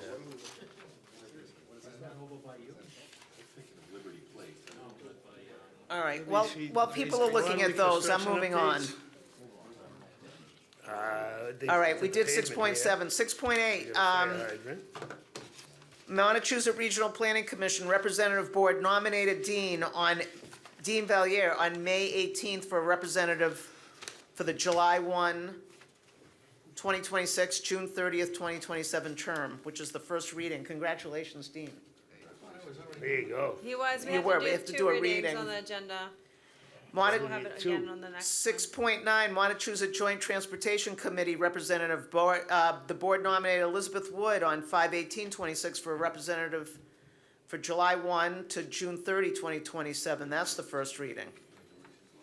Thank you. We'll have it on the next agenda too for the second reading. All right, 7.0, Director's Report. Let's hear from Eric Maybe. Tell us a little bit about yourself, and welcome, Eric. Yeah, thanks. I'll keep it brief because it's late. But yeah, I've been a Leominster resident 25 years, raised my 3 boys who are now, the youngest is 20. All went Wow. through Leominster CTE in the shops there, big proponent of that.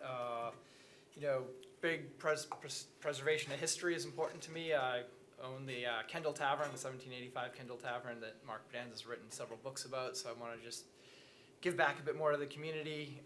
Started in some of the public space with the Kids First movement, getting some of the school committee guys elected a number of years ago. Ran for city councilor at large last term. Did pretty decent, but not quite enough. And then wanted to figure, yeah. Wanted to jump right in and join the planning board. So Well, welcome. Thanks. 6.1.2, Treasurer Procedure on Financial Securities Potential Subdivision Regulation Update. Elizabeth. We did that briefly previously at the meeting where I told you that the treasurer made a policy, but then Amy Questle said we can't do that, we have to accept bonds. So no need to update our subdivision regs because they already say that. Excellent. And go, Elizabeth, Six you point can one finish point up. three, increase in advertising for special permits and subdivision advertising. All right, our fees for these are $225 and $250, and the costs are upwards of $400. So I think we should raise it to like maybe $500 because they're gonna keep going up, and I don't wanna keep raising the price every time the price goes up. We need to cover our costs. We're going to deficit over these hearing notices. Yeah. So we need a vote. Well, it needs a motion. It needs a motion.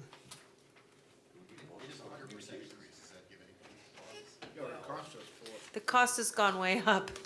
400. and that gets billed back to the applicant. Nope, the city pays for it, the taxpayers pick it up, and I don't think that's fair to taxpayers. I second. To the amount for 500 Okay, motion made, seconded For to each. increase subdivisions and special permits. as effective when?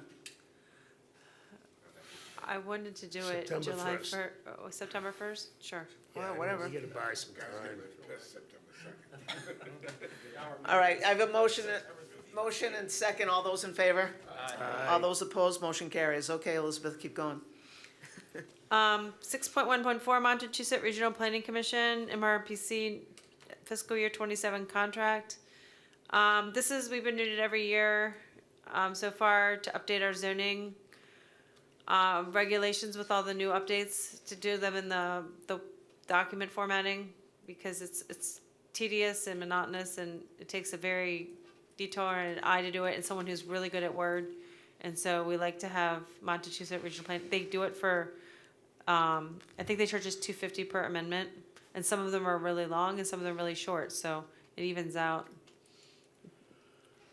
If we could renew that contract. All right. You don't need anything from us on that, vote or? I plan to do it unless the board objects. No, okay. I put a memo in your packet for 6.1.5 about legislation for housing, state and federal. If anybody has questions, you should just familiarize yourselves, because that trickles down to us. 6.1.6, housing production plan, introduction, update. I put a email in your packet regarding that with all the updates on that. Some of you, and I think Jason did an interview. We're gonna have a survey coming out soon. It's gonna go to the community about this. 6.1.8, September meeting schedule. I don't know, I was thinking of taking a vacation in September, but I'm gonna go for it next year, not this year. My husband can't get off work, so, we don't need to change it. And if everyone's happy with the 21st, we can stick with that and stick with our meeting room and all of that. That's good. 'Cause we don't have a meeting on 9/7 because it's Labor Day, so the next one would be. 9/21. 21. Okay, that sounds good, Elizabeth. And then we have our fabulous intern, Corner Spadelli, here doing documents digitization, and she said she would provide an update. Yeah, so currently we have 1,029 files digitized, and we have about 100 more to go, but these 100 files have different dates and years, so I'll have to still extract it and then save it and put it in their respective dates. So I'm sure by the end of July, it should be done, and I'll hand over to Elizabeth, so she can direct people where exactly it is and notify them. Excellent, Cornish, thank you. Okay, we have a picture to take. No, I'm not on the agenda, but I'd like to say something, and then I'd like to take a picture of all my past members. Had a little party a week or so ago, and I just wanted to say something at the meeting tonight that this board's been a big part of my life. I hope I've done the right things, but I could not have done it with all of you, without you. Pat and Paul and Sal, no, Sal, I don't know. Okay, Carol, and everybody, there's something special I could say about everybody on the board. Because when I look at this board and I talk to other people, there is not another city that can match the board that we had or the things that we do. We're just so professional, and we just got a great cross-section of the city. So, you made my job easy, really did. And I really wanted to personally thank everybody again for everything, and for a great 35 years or 36 years. Thank you. Thank you again. Thank you, John. Thank you, John. All right. How we And I want. how we taking this picture?